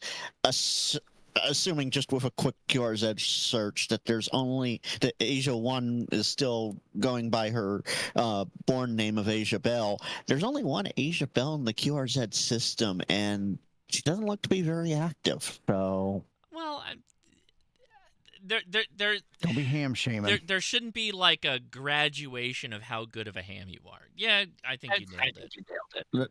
Literally 67 lookups. So well, okay. That do you need to be active to be a ham though? I mean, okay. So assuming again, I'm not going to dox or anything. Well, it's all on QRZ, but has had license since June 10th of 2021 and is just a technician. So yeah, so that's just. See, Frank, you're freaking me out a little bit. You just said the just a technician line. Frank. Yeah. Okay, just got to roll that back a little bit. You got to roll it back. So, is a technician, and got the license just outside the 2-year waiting period to get the family call. Frank probably wasn't even aware of it. She's got she might not have known, man. Come on. No way to contact her on QRZ either, so no email to use. All right. Frank. So you're saying she's smart. Okay. Yeah, exactly. See, she's in the Jamscan School of Information Privacy. I vote for her. Could you imagine how many lunatics would be emailing her about her dad? Oh my gosh. I don't know about lunatics, but I can definitely see that people would email. Yeah, that's not. I know I would. No, just kidding. Oh man. Well, and for the comment on YouTube, Eric, it's a little bit about both actually. He asked, "Is this about Art Bell or people worrying about their own nostalgia?" Guys, nostalgia is important. It is, but you can make. By the way, we should have like an Art Bell event that happens or something like that, and someone could coordinate that, and they don't have to have Art Bell's call sign to do that. And we could all get together and we could talk about the joy that we had of listening to Art Bell when we were younger, or whatever, driving across country at 12 a.m. in the morning and remembering listening to Coast. We could all do that, and you don't have to have his call sign to do it. As a father, if my kids or my grandkids wanted my call sign and a ham had it, no disrespect to that person, and they couldn't have my call sign, as a dead guy, I would be upset about that. I would be. I mean, come on. You can see that point of view, right? Please? Everybody get that? Oh yeah. And, you know, I'm thinking about it. I'm just going to send Mike this whole section of the after chat and be like, here, take it for what it's worth. Yeah, I got nothing against Mike. I really do. And I can see both sides. I totally do. Because as a fan, I'm a deep fan of Art Bell. Huge fan of Art Bell. But at the same time, you gotta give the chance for the call sign to the kid. To literally the child of Art Bell. Like, you got to. I think. No offense, Mike. I love you. I don't know you, but I love you already. I got lots of respect for you as an Art Bell fan. No question. But, you know, that's my thoughts on it. Wow, we traversed a huge amount of content in the last hour. Holy crap. Well, East Europe opened up on FT8. It did. Heck, in the last 30 minutes. Big. Look at that. Look at all those lines above my. The blue lines are what I'm looking at. By the way, if anybody didn't know this, the blue lines are other people talking. Those are people I'm hearing contacts on one side, the other, or both. And it seems to be warming up right now. They got that grain line activity on 20 meters. It's pretty good. Yeah, so get on there if you can. So before I have to jump out, Josh, because I didn't think we were going to go to sleep. I didn't either. But here we are. You want to try that 40-meter AM contact? Oh, you know what? Much fun with FT8? No. Let's. Okay, hold on. Oh, we'll stop here. Hold on, I want to fire up my AM. Yeah, we're gonna fire up the AM right now. In honor of Art Bell, get into my noise AM floor. fired up. What frequency? 177? No, 7290. 7290. Oh, that's right. Okay. Hey, so I missed all the AM stuff you were saying after I mentioned AM, because I was trying to type things in the chat. So there's like some kind of like contest or like something going on soon. No, it's just a QSO party.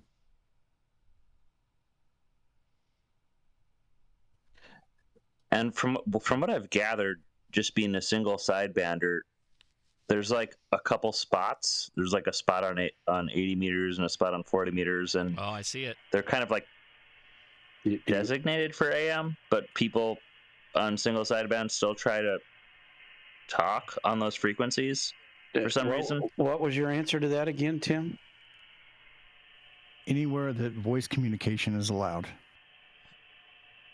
So basically you can do AM pretty much anywhere.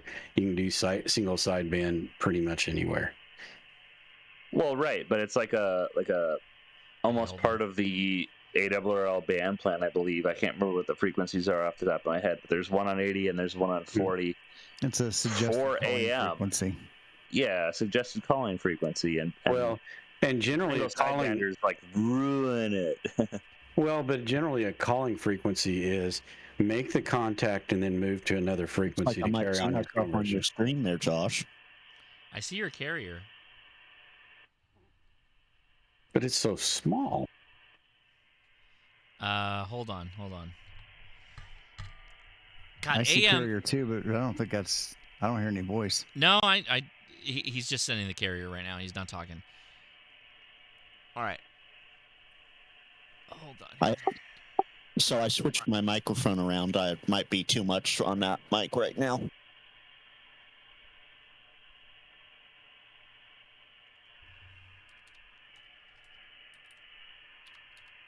All right, go ahead.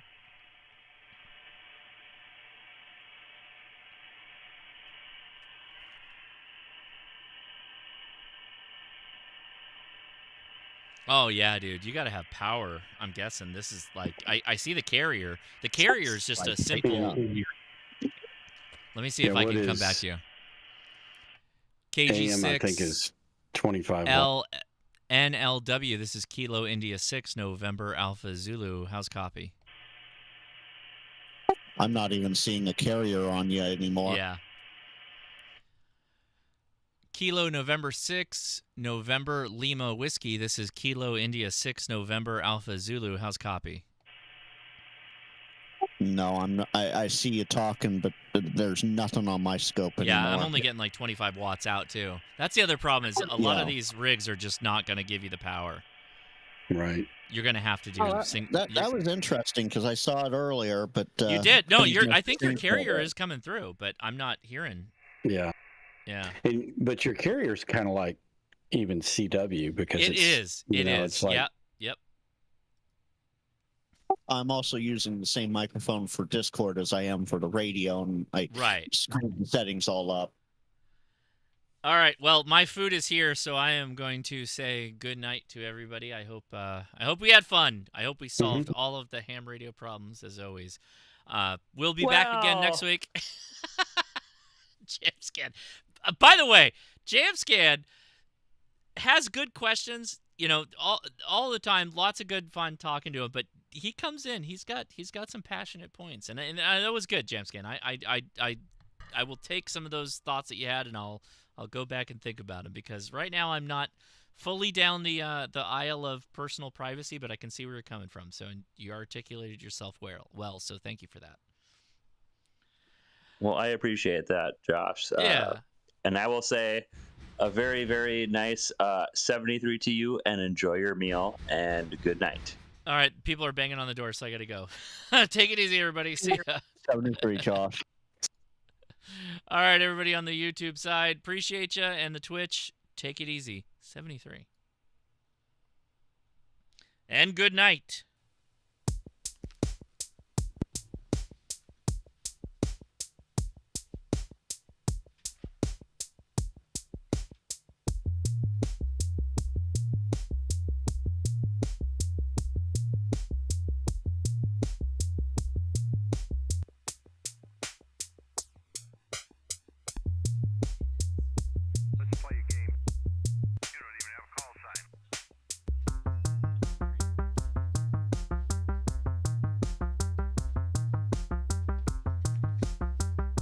All right, good night, everybody. I have my food.